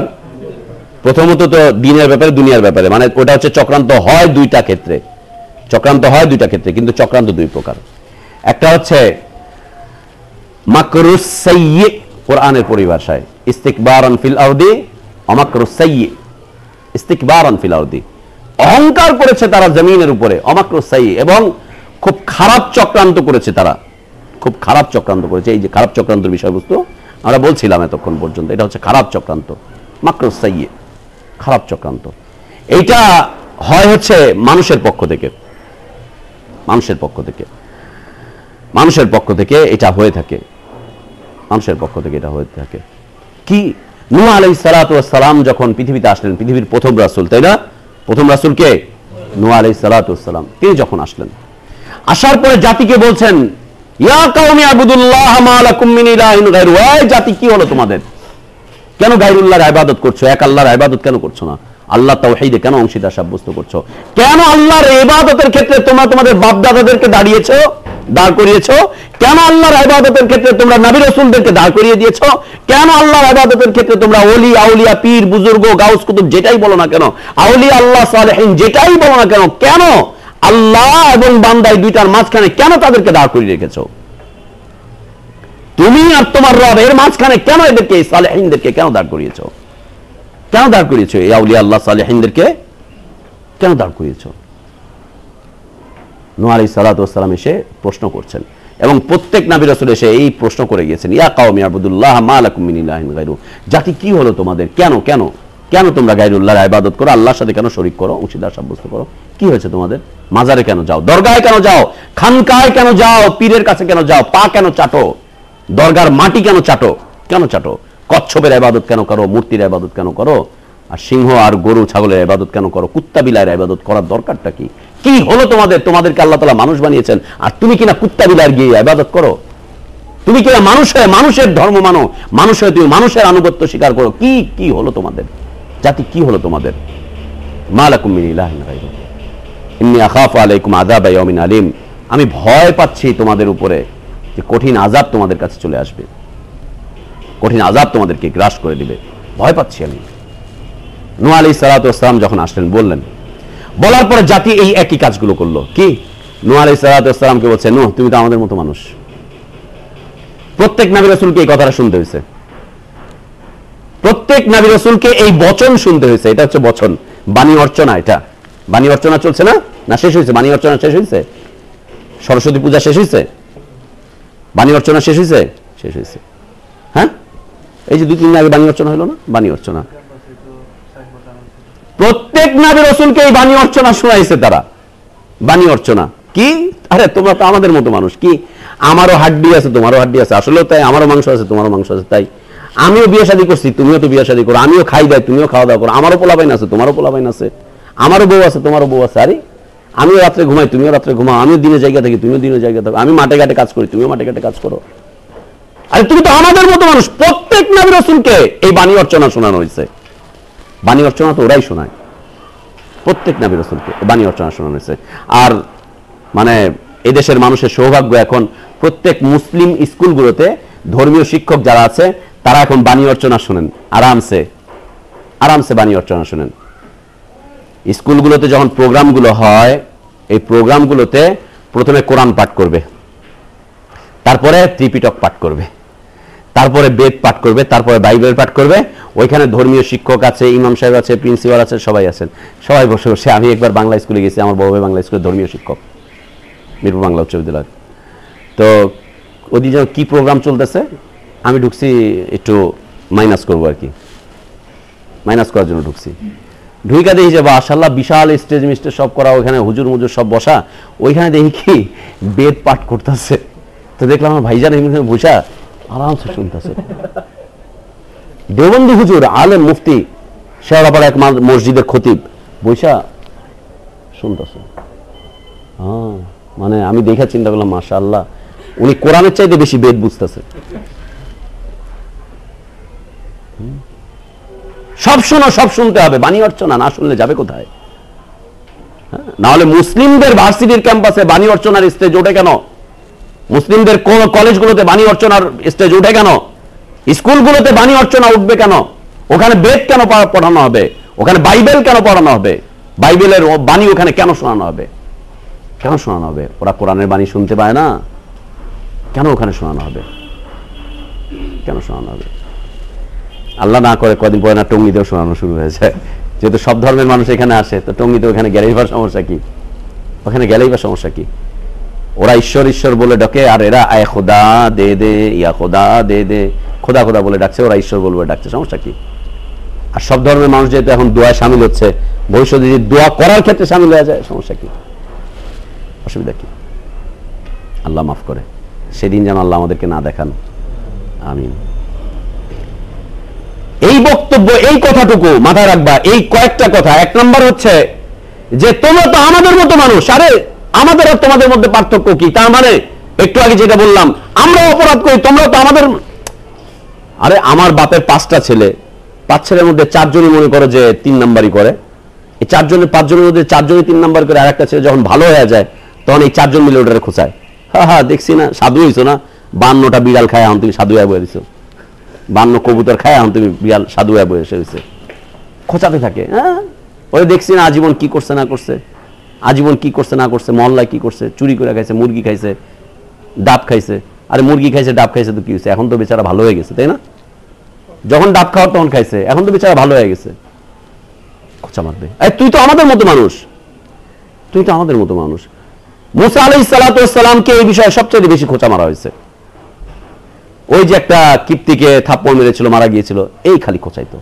হ্যাঁ, আর মুসা আলাইহিস সালাতু ওয়াস সালামকে আল্লাহ তাআলা যখন বললেন যে ফিরআউনের কাছে যাও, মুসা আলাইহিস সালাম নিজেও বললেন ফিরআউনের কাছে তো আমার মামলা আছে, হাইকোর্টে মামলা ঝুলতেছে, মামলাতে ঝুলতেছে, আমার তো 13টা বাজায় দেয়। আল্লাহু আকবার। প্রত্যেক নবী রাসূলকে এই কথা শুনতে হয়েছে, ইনান্তুম ইল্লা বাশারুম মিসলুনা, তুমি তো, তোমরা তো, তুমি তো, তোমরা তো আমাদের মতো মানুষ। আর কি তোমরা যা বলছো এগুলো হচ্ছে মিথ্যা, তোমরা যা বলছো এগুলো হচ্ছে মিথ্যা, এগুলো চলে না। আর কি আমরা ধারণা করছি তোমাদের উপরে কিচ্ছু অবতীর্ণ হয় নাই। কি আজে বাজে কি কথাবার্তা বলছো? এগুলো কি আল্লাহর কথা নাকি?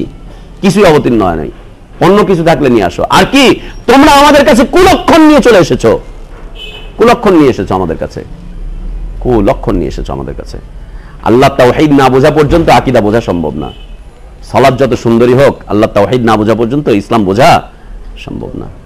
ইসলাম বোঝা সম্ভব না, আল্লাহ তাওহীদ না বোঝা পর্যন্ত আকীদাও বোঝা সম্ভব না। আকীদা ভিন্ন জিনিস। সালাত যত সুন্দর হোক, সিয়াম যত সুন্দর হোক, যত যেখানেই থাকেন না কেন, আল্লাহ তাওহীদ বোঝা ভিন্ন জিনিস, ভিন্ন বিষয়বস্তু। তোমরা মিথ্যাবাদী, তোমরা কুলক্ষণ নিয়ে এসেছো, তোমরা আমাদের মতো মানুষ। আমরা ধারণা করছি তোমাদের উপরে কিচ্ছু অবতীর্ণ হয়নি, তোমরা দাঙ্গা ফাসাদ সৃষ্টি করতে এসেছো। এরপরে কি বলছে? আর কিছু করতে হয় না, তখন বলছে তোমাদেরকে পাথর মেরে হত্যা করবো, রজম করবো, জেনার বিচার, অপরাধে তোমাদেরকে সাব্যস্ত করবো, এই করবো, ওই করবো, সেই করবো। আল্লাহ তাবারক ওয়া তাআলা বলছেন যে আহা আফসোস, একটা নবীকেও আমি পাঠালাম না, একজন রসুলকেও আমি পাঠালাম না, যেই নবী রসুলদের সাথে এই কুটো চক্রান্তগুলো করা না হয়েছে, এভাবে করে খেল তামাশা না করা হয়েছে, খেল তামাশা না করা হয়েছে, একজনকেও আমি পাঠাইনি। চক্রান্ত, চক্রান্ত। নূহ আলাইহিস সালাতু ওয়াস সালামকে তারা এই কথা বলতেই থাকলো।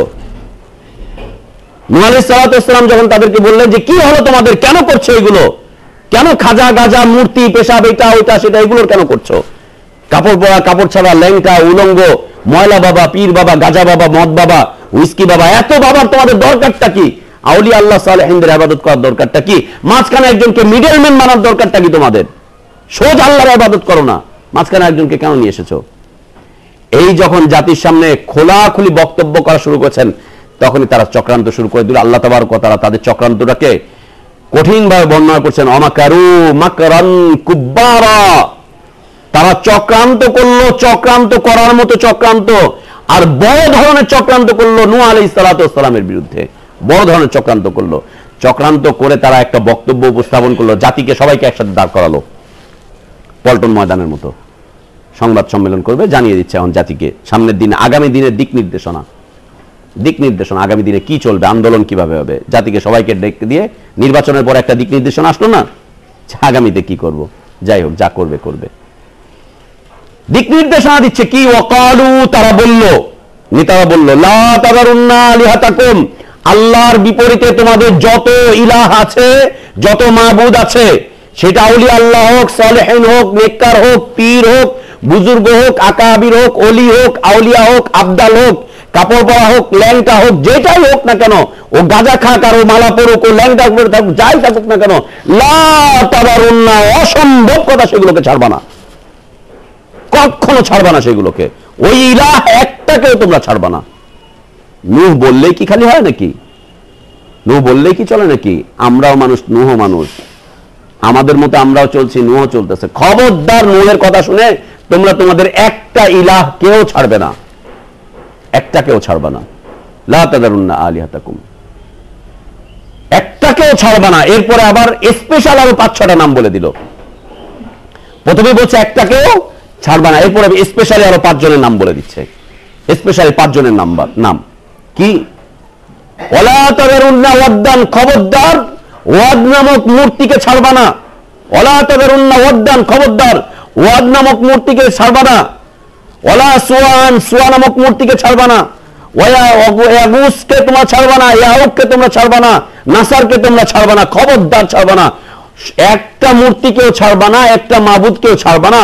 কোন মাবুদ ছাড়ার মতো অধিকার তোমাদের নেই, তোমাদেরকে কোন মাবুদ ছাড়ার অধিকার দেওয়া হয়নি। একটা মাবুদকে, ওয়ালাইকুম সালাম, একটা মাবুদকেও ছাড়বা না। বিশেষ করে তোমাদেরকে আরো বলে দিচ্ছি, চিশতিয়া, সাবেরিয়া, নকশবন্দিয়া, মুজাদ্দিদিয়া, সোহরাওয়ার্দিয়া, এই 5 তরিকার একটা তরিকাকেও ছাড়বা না।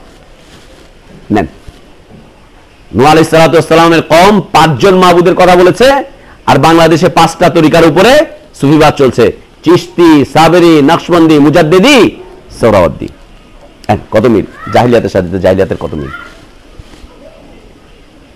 ওরা বলছে লা তাযারুন্না আলিহাতাকুম ওয়া লা তাযারুন্না ওয়াদ্দান ওয়ালা সুওয়ান ওয়ালা ইয়াগুসা ওয়া ইয়াউকা ওয়া নাসরা, এই 5টা মূর্তিকে খবরদার ছাড়বা না, এই 5টা তরিকাকে খবরদার ছাড়বা না, এই 5টা মতকে খবরদার ছাড়বা না, এই 5ম মাযহাবকে খবরদার ছাড়বা না, একটা মাযহাবও ছাড়বা না, কোনটাকে ছাড়বা না। আর এই দেশের মানুষও বলছে যে কিতাবে 120 তরিকা আছে, তার মধ্যে সবচাইতে শর্ট এবং হট হচ্ছে 5টা তরিকা, চিশতি, সাবেরি, নকশবন্দি, মুজাদ্দিদি, সোহরাওয়ার্দি। একটারও ছেড়ো না, সবগুলার নিয়ে রাখো। যেই তরিকার মধ্যে এই 5টা তরিকার সমন্বয় হয় সেটা হচ্ছে গরম, আর যেটার মধ্যে একটা দুইটা কম হয় সেটা হচ্ছে ঠান্ডা, শীতল তরিকা। ওর কাহিনী আরো বড়। আল্লাহ বলছেন ওয়াকাদ আদাল্লু কাসীরা, এদের সবগুলোই পথভ্রষ্ট হয়ে গেছে। ওয়ালা তাজিদিয যালিমিনা ইল্লা দালালা, এই জালেমদের জন্য পথভ্রষ্টতা ছাড়া আর কোনো কিছুই নেই, আর কোনো কিছুই নেই। হেদায়েতের বিপরীতে, আল্লাহ তাওহীদের বিপরীতে, আল্লাহর দ্বীনের বিপরীতে যত চক্রান্ত করা হয়, এই চক্রান্তগুলো হচ্ছে মাকরান কুব্বারা। এই চক্রান্তগুলোর নাম কি? মাকরান কুব্বারা। আল্লাহর পরিভাষায় চক্রান্তের নাম কি? মাকরান কুব্বারা। আমাকারু মাকরান কুব্বারা, আমাকারু মাকরান কুব্বারা। যত চক্রান্ত হয়, মুসা আলাইহিস সালাতু ওয়াস সালামের বিরুদ্ধে চক্রান্ত করেছিল ফিরআউন, মাকরান কুব্বারা। ইব্রাহিম আলাইহিস সালাতু ওয়াস সালামের বিরুদ্ধে চক্রান্ত করেছিল নমরুদ, আর তার দোসর টোসর যেগুলো আছে সবগুলো মিলে। আর সেই চক্রান্তের মধ্যে নেতৃত্ব দিয়েছিল কে? ইব্রাহিম ইসলামের বাবা। উনি কি ছিলেন? হ্যাঁ, ধর্মমন্ত্রী। বাইতুল মুকাররমে এসে মাঝে মাঝে খুতবা দিত। ধর্মমন্ত্রী ছিল। ইব্রাহিম ইসলামের বাবা কি ছিল? ইব্রাহিম ইসলামের বাবার একাধারে 5-6টা সিফাত ছিল। 1 নম্বর, সে নিজে ধর্মমন্ত্রী। 2 নম্বর, সে হচ্ছে ধর্মীয় পণ্ডিত। 3 নম্বর, সে হচ্ছে মাবুদ নির্মাণকারী। কি নির্মাণকারী? মূর্তি নির্মাণকারী বলতে চাও না। মূর্তিগুলো কি হয়ে দাঁড়ায়? সরস্বতীর কি করা হয়? সরস্বতীর যে মূর্তিটা আছে, ওই মূর্তির কি করা হয়? ইবাদত করা হয়। যারা ইবাদত করা হয় তাকে কি বলে? মাবুদ বলে। প্রত্যেকটা মূর্তির আরেক নাম কি কোরআনের পরিভাষায়? মূর্তি হচ্ছে বাংলা পরিভাষা, আরবিতে এগুলোকে কি বলে? মাবুদ বলে। আল্লাহই বলে দিয়েছেন মূর্তিগুলোকে আল্লাহ মাবুদ হিসেবে আখ্যায়িত করেছেন। এগুলো মাবুদ, অসত্য মাবুদ। ইব্রাহিম ইসলামের বাবা সে ধর্মমন্ত্রী, তারপরে ধর্মীয় পণ্ডিত, তারপরে হচ্ছে মাবুদ নির্মাণকারী। এরপর তার সিফাত হচ্ছে ধর্ম ব্যবসায়ী। মাবুদ বিক্রি করে খায়। কি বিক্রি করে খায়? মাবুদ বিক্রি করে খায়। মাবুদ বিক্রি করে খেত সে। ওর মাবুদ বানাতো আর বিক্রি করে খেত। মাবুদ বানায় আর বিক্রি করে খায়। মাবুদ বিক্রি করে খায়। তার 5ম সিফাত হচ্ছে ও ধর্মের ফজিলত বর্ণনাকারী। হ্যাঁ, 3 দিন লাগান, লাগাইলেই ব্যাস পাবেন, 40 লাগায় দেন। খালি ধান লাগায়, গাছ লাগায়, সব লাগায়। সময় লাগায় কেমনে? ধান লাগায় বুনে বোঝা যায়, সময় লাগায় কেমনে? সময় তো বোনাও যায় না, বোঝাও যায় না কি বিষয়টা কি। লাগাইলেই পাবেন, লাগালেই পাবেন, লাগালেই পাবেন। কি যে পাবেন! ধর্মের ফজিলত বর্ণনাকারী এই 5টা সিফাত ছিল তার। এই 5টা সিফাতের গরমের চোটে নিজের সন্তানকে আগুনে ফেলে দেওয়ার প্রথম সিদ্ধান্ত সেই দিয়েছিল। নমরুদ সেই সিদ্ধান্তের বাস্তবায়ন করেছে। কেন? ধর্মীয় পণ্ডিতের মাধ্যমে সিদ্ধান্ত আসে, সিদ্ধান্ত আসবে ধর্মীয় পণ্ডিতের মাধ্যমে, ধর্মীয় পণ্ডিতের মাধ্যমে সিদ্ধান্ত আসবে, এছাড়া না। আল্লাহু আকবার। মাকরান কুব্বারা, বড় বড় ষড়যন্ত্র এটা, বড় বড় ষড়যন্ত্র এটা, চক্রান্ত এটা, বড় ধরনের চক্রান্ত এটা, চক্রান্ত এটা। আল্লাহর পক্ষ থেকে নবী রাসূলগণ যখনই এসেছেন, জাতিকে যখনই সাবধান করেছেন, যখনই চেয়েছেন জাতি নাজাত পেয়ে যাক, যখনই চেয়েছেন জাতি মুক্তি পেয়ে যাক, যখনই চেয়েছেন আল্লাহর ইবাদত টিকে থাকুক, যখনই চেয়েছেন গায়রুল্লাহর ইবাদতের আখড়াগুলো মিটে যাক, দরগা খানকা সবগুলো মিটে যাক, তখনই বড় ধরনের চক্রান্ত করা হয়েছে, বড় ধরনের চক্রান্ত করা হয়েছে। এই চক্রান্ত হচ্ছে খুব নিচু চক্রান্ত, হীন চক্রান্ত, অত্যন্ত নিচু হীন চক্রান্ত। এটাকে আল্লাহ তাবারক ওয়া তাআলা মাকরাস সাইয়্যি বলেছেন। কি বলেছেন? মাকরাস সাইয়্যি, মাকরাস সাইয়্যি, একেবারে অপছন্দনীয়, খারাপ একটা। সাইয়্যাত মানে হচ্ছে অপছন্দনীয়, খারাপ বিষয়বস্তু, পাপ, মাকরাস সাইয়্যি। আর এটা করে কারা? অহংকারীরা করে, ইস্তিকবারুন ফিল আরদ, যারা জমিনের উপরে অহংকার করে চলে তারা এই কাজটা করে। অথচ নবী রাসূলুল্লাহ এসে মানুষকে বলে দিয়েছেন, আল্লাহু ওয়ালিয়ুল্লাযীনা আমানু ইখরিজুহুম মিনাজ যুলুমাতি ইলান নূর। আল্লাহু ওয়ালিয়ুল্লাযীনা আমানু, মুমিনদের ওলি কে? আল্লাহ। মুমিনদের ওলি কে? আল্লাহ। মুমিনদের ওলি কে? আল্লাহ। মুমিনদের ওলি হচ্ছেন আল্লাহ। ওলি কি করেন? তিনি অভিভাবক। ইখরিজুহুম মিনাজ যুলুমাতি ইলান নূর, তিনি অন্ধকার থেকে মানুষকে কোন দিকে আনেন? আলোর দিকে নিয়ে চলে আসেন। ওয়াল্লাযীনা কাফারু, আর যারা কাফের, আউলিয়াহুমুত তাগুত, তারা তাগুতদের কি? আউলিয়া। যারা কাফের তারা তাগুতদের কি? আউলিয়া। এজন্য যত প্রকার তাগুত আছে, তাগুতের আউলিয়া কে? কাফেররা। তাগুতের আউলিয়া কে? কাফেররা। ওয়াল্লাযীনা কাফারু, আর যারা কাফের, আউলিয়াহুমুত তাগুত, এরা তাগুতের কি? আউলিয়া। এদেশে যত মূর্তির কালচার আছে দিয়েছে কারা? ওই যে দাদারা ওখান থেকে পাঠিয়ে দিয়েছে, ওনারা হচ্ছেন এদের আউলিয়া। দাদারা পশ্চিম থেকে পাঠিয়েছে, নিয়ে যা, নিয়ে যা। একটা দেওবন্দে থেকে, আর একটা রাইবেন্ডে থেকে, আর একটা কোত্থেকে? নিজামুদ্দিন থেকে, আর একটা হচ্ছে অমুক জায়গা থেকে, আর একটা তমুক জায়গা থেকে চলে এসেছে। আখড়া খানকা দরগা গুলো চলে এসেছে। কাফের দেশ থেকে এই দেশের আউলিয়া চলে এসেছে, তাগুতের আউলিয়া। প্রত্যেকটা মূর্তি তাগুত নয়। আল্লাহ বিরোধী আইন টাইন নিয়ে যারা কাজ করে তারা তাগুত নয়। আল্লাহ ছাড়া অন্যের ইবাদত যারা করে তারা তাগুত নয়। শয়তান তাগুত নয়। ওয়াল্লাযীনা কাফারু আউলিয়াহুমুত তাগুত, কাফেররা হচ্ছে তাগুতের আউলিয়া। ইখরিজুনাহুম মিনান নূরি ইলা যুলুমাত, এরা আলো থেকে মানুষদেরকে কোথায় নিয়ে চলে যায়? ঘুটঘুটে অন্ধকার। শুধু অন্ধকার না, ঘুটঘুটে অন্ধকার, ঘুটঘুটে অন্ধকার, ঘুটঘুটে অন্ধকারের দিকে নিয়ে চলে যায়। ঘুটঘুটে অন্ধকার, যে অন্ধকারের পথের শেষ প্রান্ত হচ্ছে জাহান্নাম, আগুন আর আগুন, আগুন আর আগুন। উলাইকা আসহাবুন নার হুম ফিহা খালিদুন, সেখানেই থাকবে তারা, সেখানেই থাকবে তারা। আল্লাহ তাবারক ওয়া তাআলা বলেন, ওয়াকাযালিকা জাআলনা লিকুল্লি নাবিয়্যিন আদুওয়ান শায়াতিনাল ইনসি ওয়াল জিন। ওয়াকাযালিকা জাআলনা লিকুল্লি নাবিয়্যিন আদুওয়ান শায়াতিনাল ইনসি ওয়াল জিন। আল্লাহ বলেন যে প্রত্যেক নবীর জন্য আমি জিন এবং মানুষদের মধ্য হতে তাদের শত্রু নির্ধারণ করেছি, শত্রু বানিয়ে দিয়েছি। মানে প্রত্যেক নবী রাসূলদের জন্য শত্রু রয়েছে। কারা? জিন এবং মানুষ। আপনারা যারা ঈমান এনেছেন, আল্লাহর তাওহীদের উপরে আছেন, আপনি শুধু মানুষকে আপনার শত্রু মনে করেন না, জিন কিন্তু আপনার পিছনে লেগে আছে। মনে রাখেন, যে কোনো সময় আপনাকে দিয়ে যে কোনো কাজ করিয়ে ফেলবে। সাবধানে থাকেন। আয়াতুল কুরসি পড়েন, সূরা ফালাক নাস পড়েন, সাবধানে জীবনযাপন করতে থাকেন, তাওহীদের উপরে থাকেন, সুন্নাতের উপরে থাকেন, না হলে যে কোনো সময় যে কোনো দুর্ঘটনা ঘটিয়ে দিবে আপনার সাথে, যে কোনো সময়। ওয়াকাযালিকা জাআলনা লিকুল্লি নাবিয়্যিন আদুওয়ান শায়াতিনাল ইনসি ওয়াল জিন। প্রত্যেক নবীর জন্য জিন এবং ইনসানদের মধ্যে হতে শত্রু নিয়োজিত করে রাখা হয়েছে, নিয়োজিত করে রাখা হয়েছিল। ইউহি বাদুহুম ইলা বাদিন যুখরুফাল কাওলি গুরুরা, এরা এই শয়তানগুলো একটা আরেকটাকে ইউহি বাদুহুম ইলা বাদ, একজন আরেকজনের কাছে ওয়াহি করে, একজন আরেকজনের কাছে মেসেজ পাঠিয়ে দেয়, এই একে ওটা কর, ওই ওকে ওটা কর। জিন মানুষের কাছে মেসেজ পাঠায়, মানুষ জিনের কাছে মেসেজ পাঠাচ্ছে। জিন মানুষের সাথে বসে চক্রান্ত করছে, মানুষ জিনের সাথে বসে চক্রান্ত করছে। উভয় মিলে সম্মিলিত বাহিনী, মুত্তাহিদা কওমি মুভমেন্ট, মুত্তাহিদা কওমি মুভমেন্ট, উভয় মিলে কি করছে? চক্রান্তের অংশগ্রহণ করছে, চক্রান্তে অংশগ্রহণ করছে। ইউহি বাদুম ইলা বাদি যুখরুফাল কাওলি গুরুরা, যাতে করে মানুষকে অন্যায় পথের দিকে অগ্রসর করে দেয়। আল্লাহ বলছেন লাউ শা রব্বুকা মা ফাআলু, তোমার রব যদি চাইতেন তাহলে ওরা এমন কাজটা করতে পারতো না। ফাযারহুম ওয়া মা ইফতারুন, এদেরকে ছেড়ে দাও, এদের মিথ্যার উপর এদেরকে ছেড়ে দাও। রব যদি চাইতেন ওরা এই কাজটা করতে পারতো না, তাহলে রব চেয়েছেন, তার মানে রব পরীক্ষা করতে চেয়েছেন। রব চেয়েছেন তার মানে রব কি করতে চেয়েছেন? পরীক্ষা করতে চেয়েছেন। কেন? আল্লাহ রাসূল সাল্লাল্লাহু আলাইহি ওয়াসাল্লাম বলেন আশাদ্দুন নাসি বালাআন আলাল আমবিয়া সুম্মাল আমসিল ফাল আমসিল, মানুষের মধ্যে হতে সবচাইতে বেশি কঠিন পরীক্ষা নেওয়া হয় কাদের থেকে? নবী রাসূলগণের পক্ষ থেকে। তারপরে তাদের মতো, তারপরে তাদের মতো যারা আছে তারা, তারপরে তাদের মতো, তারপরে তাদের মতো যারা আছে তারা। ভাদাইম্মা মুসলিমের কোনো পরীক্ষা নাই। ভাদাইম্মা মুসলিম বোঝেন তো? ভাদাইম্মা মুসলিম বোঝো না? জাফরি বোঝে তো? ভাদাইম্মা মুসলিম, এদের কোনো পরীক্ষা নাই, কোনো পরীক্ষা নাই। ভাদাইম্মা মুসলিমের পরীক্ষা আবার কি? পরীক্ষা হবে নবী রাসূলদের পথের উপরে যে মুসলিমরা টিকে আছে তাদের। নবী রাসূলদের পথের উপরে যে মুসলিমরা টিকে আছে তাদের পরীক্ষা হবে, এছাড়া পরীক্ষা হবে না। এছাড়া পরীক্ষা হবে, এছাড়া যেটা চলবে সেটা হচ্ছে ভাদাইম্মার মতো থাকবে, বাস। ভাদাইম্মা মুসলিমের কোনো পরীক্ষা নাই। ভাদাইম্মা মুসলিম বোঝো? অনুভূতি শূন্য মুসলিম, না আল্লাহর দ্বীন বোঝে, না আল্লাহর তাওহীদ বোঝে, না ঈমান বোঝে, না আকীদা বোঝে, না সুন্নাত বোঝে, না রিসালাত বোঝে, কিচ্ছু বোঝে না। ভাদাইম্মার মতো দু চারটা মাসাইল নিয়ে খালি ঘুরে, দু চারটা মাসাইল নিয়ে শুধুমাত্র ঘুরে, ওইটাই প্রতিষ্ঠিত, ওইটাই প্রতিষ্ঠিত।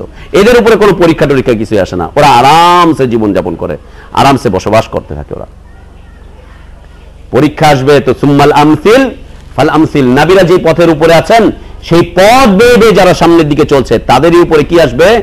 পরীক্ষা আসবে, তাদের উপরে পরীক্ষা আসবে, শুধুমাত্র তাদের উপরে পরীক্ষা। পরীক্ষায় পড়বে তারা, পরীক্ষায় পড়বে তারা, আর তারাই হচ্ছে নবী রাসূলদের ওয়ারিস, তারাই হচ্ছে নবী রাসূলদের ওয়ারিস।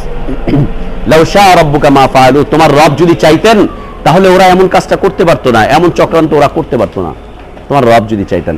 রব চেয়েছেন মানে রব কি নিয়েছেন? পরীক্ষা নিয়েছেন। রব চেয়েছেন মানে রব কি নিচ্ছেন? পরীক্ষা নিচ্ছেন। আল্লাযী খালাকাল মাউতা ওয়াল হায়াতা লিয়াবলুয়াকুম আইয়ুকুম আহসানু আমালা। এত চক্রান্তের মধ্যে পড়েও দেখা যাচ্ছে কে তাওহীদের উপরে আছে, লা ইলাহা ইল্লাল্লাহর উপরে কে আছে? আছে কে? বিলাল আছে, খাব্বাব আছে, খুবাইব আছে, সুহাইব আছে, রব, তারপরে হচ্ছে সুমাইয়া আছে, আম্মার আছে, ইয়াসির আছে, তারা আছে। কেন? সুম্মাল আমসিল ফাল আমসিল, নবীদের রাস্তার উপরে আছেন, নবীদের রাস্তার উপরে আছেন, নবী সাল্লাল্লাহু আলাইহি ওয়াসাল্লাম যে রাস্তা নিয়ে এসেছিলেন তার উপরে আছেন। এছাড়া ভাদাইম্মা মুসলিমের এদেশে তাবলীগ করতে গিয়ে কোনো পরীক্ষায় পড়ছে নাকি আজকে পর্যন্ত? তাবলীগ ছাড়তে গিয়ে পরীক্ষায় পড়তেছে, ওরা হল থেকে বাইর করে দেয়, হল থেকে বাইর করে দেয়, ওরা জোর করে কারগুজারিতে নিয়ে যাবে, ওরা জোর করে আটকায় রাখবে, ওরা জোর করে মশওয়ারা করায়, এই করায় সেই করায়, বিচারা নাস্তা নাবুদ করে ছাড়ছে কলেজের মধ্যে, ভার্সিটির মধ্যে নাস্তা নাবুদ করে ছাড়ছে তাবলীগ ছাড়তে গিয়া। তাবলীগ করো, কোনো পরীক্ষা নাই, কোনো পরীক্ষা নেই। জামাত ইসলামী করো, কোনো পরীক্ষা নেই। পরীক্ষা কি? পরীক্ষা হচ্ছে ক্ষমতার ক্ষেত্রে, কে ক্ষমতায় যাবে আর কে যাবে না। যে কটার ফাঁসি দেওয়ার চিন্তা ভাবনা করতেছে ইসলামের জন্য না ক্ষমতার জন্য? যে কটার নিয়ে ফাঁসি দেওয়ার কথাবার্তা চলতেছে এই হচ্ছে ওই হচ্ছে, যেটা ফাঁসি দিয়ে দিছে বিষয়বস্তু কি ইসলাম না রাজনীতি?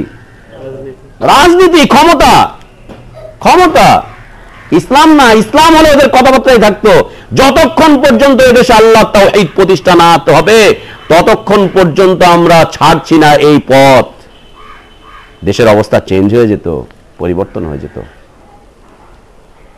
কোথাও কোনো কথাবার্তা বলতে পারে না, যখন দেখে যে ওদের বিরুদ্ধে বিচার একটা রায় চলে এসেছে তখন বলে হ্যাঁ হ্যাঁ আহকামুল হাকিমিন তো একজন আছেন। আরে আপনিও একজন হাকিম জজ সাহেব, আর আহকামুল হাকিমিন একজন আছেন। আপনার আদালতে না পেলে ওখানে বিচার তো পাবো, বিচার ওখানে সবাই পাবে। কাফের মুশরিকরা সেখানে বিচার পাবে। আল্লাহ তাআলা কাফের মুশরিকদের উপর ইনসাফ করবেন না? ইনসাফ করবেন তো। কোন মুসলিম যদি কোনো কাফের উপর অত্যাচার করে থাকে, মুসলিমকে দিয়ে আল্লাহ তাআলা সেদিন বদলা নেওয়াবেন না? নেওয়াবেন। আহকামুল হাকিমিন তো আছেন। আল্লাহর বান্দা মরছো কি নিয়ে? গণতন্ত্র নিয়ে মরছো। কি জন্য মরছো? ক্ষমতার জন্য মরছো। কি জন্য মরছো? রাজনীতি করতে গিয়ে মরছো, ওটা করতে গিয়ে মরছো। আর মাঝখানে নাম নিচ্ছ কি? ইসলামী আন্দোলন। ইসলামী আন্দোলন এত সহজ নাকি? ইসলামী আন্দোলন এত সহজ? ইসলামী আন্দোলন করতে গিয়ে নবী রাসূলদের মতো পথ কাটাতে হয়।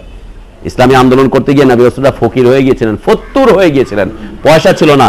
তুমি ইসলামী আন্দোলন করতে গিয়ে হাজার কোটি টাকা খালি ঘুষি দিলা সরকারের আমলে, ঘুষি দিলা খালি সরকারকে। ইসলামী আন্দোলন, লা ইলাহা ইল্লাল্লাহ। লাউ শা রাব্বুকা মা ফাআলু ফাযারহুম ওয়া মা ইফতারুন। তোমার রব যদি চাইতেন তাহলে ওরা এমন কাজটা করতে পারতো না। আল্লাহ বলছেন ছেড়ে দাও না ওদেরকে, চলতে থাকুক ওরা ওদের পথে, ওরা চক্রান্ত করতে থাকুক, তুমি চলতে থাকো আল্লাহর তাওহীদের পথে, তুমি চলতে থাকো আল্লাহর তাওহীদের পথে, ছেড়ে দাও ওদেরকে ওদের মিথ্যার উপরে ছেড়ে দাও। এটা হচ্ছে কুটো চক্রান্ত, মাকরু সাইয়ে, তাই না? এক নাম্বার মাকরু সাইয়ে। দ্বিতীয় হচ্ছে মাকরুন হাসান, মাকরুন হাসান, উত্তম উত্তম কৌশল, চক্রান্ত বলবো না, উত্তম কৌশল, উত্তম কৌশল যেটা আল্লাহর পক্ষ থেকে আসে। আল্লাহ তাবারক ওয়া তাআলা বলেন অমাকারু, তারা চক্রান্ত করছে, অমাকার আল্লাহ, আল্লাহ কৌশল গ্রহণ করেছেন, তারা চক্রান্ত করেছে আর আল্লাহ কৌশল গ্রহণ করেছেন, উত্তম কৌশল গ্রহণ করেছেন। আর যদি চক্রান্ত বলতে হয় তাহলে বলতে হবে যে আল্লাহ উত্তম চক্রান্ত করেছেন ওদের সাথে, ওদের চক্রান্তের উত্তম জবাব আল্লাহ তাবারক ওয়া তাআলা দিয়েছেন। কেন? আল্লাহ যা করেন কোনোটাই গোপন না, আল্লাহ যা করেছেন প্রত্যেকটা বিষয় কি প্রকাশ করে দিয়েছেন। ফিরাউনকে মেরেছেন আল্লাহ তাবারক ওয়া তাআলা, মারার আগে বারবার মুসা আলাইহিস সালাতু ওয়াস সালামকে দিয়ে ওকে মেসেজ পাঠিয়েছেন, বলে দাও তোমার কিন্তু খতরনাক দিন আসতেছে, তোমার কিন্তু ভয়াবহ দিন আসতেছে। নূহ আলাইহিস সালাতু ওয়াস সালাম তার জাতিকে বারবার করে বলতেছিলেন দেখো সাবধান হও, না হলে কিন্তু আযাব আসতেছে, না হলে আসতেছে, এই দেখো আযাব কিন্তু খুব তাড়াতাড়ি চলে আসবে, দেখো এখনো সাবধান হও, এখনো সাবধান হও। বারবার করে আল্লাহ তাবারক ওয়া তাআলা পাঠিয়ে দিচ্ছেন, মেসেজ পাঠাচ্ছেন, বলে পাঠাচ্ছেন। মুসা আলাইহিস সালাতু ওয়াস সালামের কওমকে বলে পাঠালেন, ইহুদিদেরকে বলে পাঠালেন, একে বলে পাঠালেন, কওমে আদ, কওমে সামুদ, কওমে সালেহ, সবাইকে বলে পাঠালেন, সবাইকে বলে পাঠালেন দেখো এখনো সাবধান হয়ে যাও, এখনো সাবধান হয়ে যাও, নাহলে কিন্তু সমস্যা আছে, নাহলে কিন্তু সমস্যা আছে। আল্লাহ তাবারক ওয়া তাআলা তিনি যেটা করবেন সেটা তিনি জানিয়ে দিচ্ছেন যে আমি কিন্তু এটা করব, আমি কিন্তু এটা করব, যখন করব তখন তোমরা কেউ টিকতে পারবে না, তখন তোমরা কেউ টিকতে পারবে না। লোক লস্কর সব নিয়ে এসে নদীর মধ্যে ডুবে পড়ে মরছে, বলছে আমানতু আন্নাহু লা ইলাহা ইল্লাল্লাযী আমানাত বিহি বানু ইসরাঈল, ইসরাঈল বাণী অর্চনা শোনাচ্ছে তখন কি আমানতু আন্নাহু লা ইলাহা ইল্লাল্লাযী আমানাত বিহি বানু ইসরাঈল, আরে আমি ঈমান আনছি আন্নাহু লা ইলাহা ইল্লাহ, যিনি ছাড়া সত্য কোনো মাবুদ নেই, যার উপরে বানি ইসরাঈলরা ঈমান নিয়ে চলে এসেছে, আমিও তার উপরে ঈমান নিয়ে চলে এসেছি। আল্লাহ বলছেন তোমার বাণী অর্চনা এখন এখন ওয়াকাদ আসাইতা ক্বাবলু, একটু আগেও তো তুমি চক্রান্ত করতেছিলা, অপরাধ করতেছিলা, একটু আগেও তো তুমি অপরাধ করতেছিলা, এখন মরতে গিয়ে তুমি ঈমান আনতেছো, মরতে গিয়ে তুমি ঈমান আনতেছো না। আল্লাহ তাবারক ওয়া তাআলা প্রত্যেকটা চক্রান্তের বিরুদ্ধে জবাব দেন। আল্লাহ তাবারক ওয়া তাআলা চক্রান্তের বিরুদ্ধে যে জবাব দেন এটা হচ্ছে মাকরুন হাসান, মাকরুন হাসান, উত্তম কৌশল। আল্লাহ তাবারক ওয়া তাআলা কি করেছেন দেখেন, বদরের ময়দানে কিভাবে করে আবু জাহেল, উতবা, সাইবাগুলোকে কিভাবে সামান্য দুর্বল মুসলিম যারা খেতেও পায়নি, বদরের যুদ্ধের দিন অনেক সাহাবী খেতে পায়নি বদরের যুদ্ধের দিন, খাবার পায়নি, হাতিয়ার নাই, খাবার নাই, সামান নাই, সাওয়ারি নাই, গাড়ি ঘোড়া কিছুই নাই, না খেয়ে এসেছে, কারো শরীরে কাপড় চোপড় কিচ্ছু নাই। বিলাল রাদিয়াল্লাহু আনহু যখন মারতে যাচ্ছেন তখন বলছে তুমি কে? বলছে আমি সেই বিলাল। বলছে হে তোর মতো এত নিকৃষ্ট একটা দাস আমাকে মারবে, এটা তো আমার প্রেস্টিজে লাগতেছে, আমার প্রেস্টিজে লাগতেছে, তোর মতো একটা দাস আমারে মারবে, আমার প্রেস্টিজ নষ্ট হয়ে যাচ্ছে। বিলাল রাদিয়াল্লাহু আনহু বলছেন যে তোর জন্য এইটাই নির্ধারিত ছিল যে তুই আমার উপর, আমার হাতে লাঞ্ছিত হবি, আমার হাতে তুই লাঞ্ছিত হবি। আল্লাহু আকবার। আবু জাহেলের মতো নেতা গোছের একজন মানুষ, সেনাপতিকে আল্লাহ তাবারক ওয়া তাআলা বাচ্চা দুইজন সাহাবীকে দিয়ে দুনিয়া থেকে বিদায় করে দিলেন। রাসূল সাল্লাল্লাহু আলাইহি ওয়াসাল্লাম বলছেন আবার কুয়ার কাছে গিয়ে, এই মক্কার মুশরিকেরা, লিডাররা, আজকের এই দিনের ব্যাপারে কি তোমাদেরকে আমি সাবধান করিনি আগে? কেন চক্রান্ত করলে? আমি কি সাবধান করিনি তোমাদেরকে আজকের এই দিনের ব্যাপারে? আগেই তো সাবধান করেছিলাম। ওমর রাদিয়াল্লাহু আনহু বলছেন ইয়া রাসূলুল্লাহ, ওরা তো মরে গিয়েছে, ওরা কি শুনতে পায়? রাসূল বলছেন তুমি যেমন শুনছো তার চাইতে বেশি ওরা শুনতে পাচ্ছে। আল্লাহ অপমানিত করার জন্য ওদেরকে শ্রবণ শক্তি এখন খুলে দিয়েছেন, ওদের মধ্যে আত্মা ফিরিয়ে দিয়েছেন, ওরা এখন শুনতে পাচ্ছে আমার কথা। অপমান করা হচ্ছে ওদেরকে। আমাকারু ওয়া মাকারাল্লাহ ওয়াল্লাহু খায়রুল মাকিরিন। ওরা চক্রান্ত করেছে, আল্লাহ তাবারক ওয়া তাআলা উত্তম কৌশল গ্রহণ করেছেন। আল্লাহ সর্বোত্তম কৌশলকারী। ওয়ায়ামকুরুল্লাহ, আল্লাহ তাবারক ওয়া তাআলা সূরা আনফালে বলছেন ওয়ায়ামকুরুল্লাহ। তারাও চক্রান্ত করেছে, আল্লাহও কৌশল করেছেন। আল্লাহু খায়রুল মাকিরিন। আল্লাহ তাবারক ওয়া তাআলা তিনি হচ্ছেন সর্বোত্তম কৌশলকারী। চক্রান্ত করা যাবে না আল্লাহর দ্বীনের বিরুদ্ধে। চক্রান্ত করে কোনো ফলও আসবে না, কোনো ফায়দা আসবে না। যত বড় ক্ষমতাশালী হও, কোনো ফায়দা আসবে না, লাভ নাই আল্লাহর দ্বীনের বিরুদ্ধে চক্রান্ত করে। হ্যাঁ, 2-4 জন দায়ীর শরীর থেকে রক্ত ঝরবে, 2-4 জন দায়ীকে তোমরা স্টপ করে দিতে পারো, 2-4 জন দায়ীকে তোমরা হত্যা করতে পারো, ফাঁসির কাস্টে ঝুলাতে পারো 2-4 জনকে, কিন্তু দাওয়াত বন্ধ করা সম্ভব হবে না। আসহাবে উখদুদের সেই যুবককে হত্যা করে দিয়ে দেশের মানুষ সব ঈমান নিয়ে চলে এসেছিল। দাওয়াত কোনোদিন আল্লাহ তাবারক ওয়া তাআলা বিনষ্ট করেন না, দাওয়াত চলতে থাকবে। হ্যাঁ, রক্ত ঝরবে, কথাবার্তা চলবে, চক্রান্ত চলতে থাকবে। এর মধ্যখান দিয়ে আল্লাহ তাবারক ওয়া তাআলা তার দ্বীনের দাওয়াতকে অগ্রসর করবেন। আল্লাহ আমাদেরকে তার দ্বীনের উপরে অটল অবিচল থাকার তৌফিক দান করেন, দ্বীন প্রকৃতপক্ষে বোঝার তৌফিক দান করেন, প্রকৃত দ্বীনের দিকে অগ্রসর হওয়ার তৌফিক আল্লাহ আমাদেরকে দান করেন, সত্যকে সত্য জেনে সত্যের উপরে প্রতিষ্ঠিত থাকার তৌফিক দান করেন, মিথ্যাকে মিথ্যা জেনে তাকে বর্জন করার তৌফিক আল্লাহ আমাদেরকে দান করেন।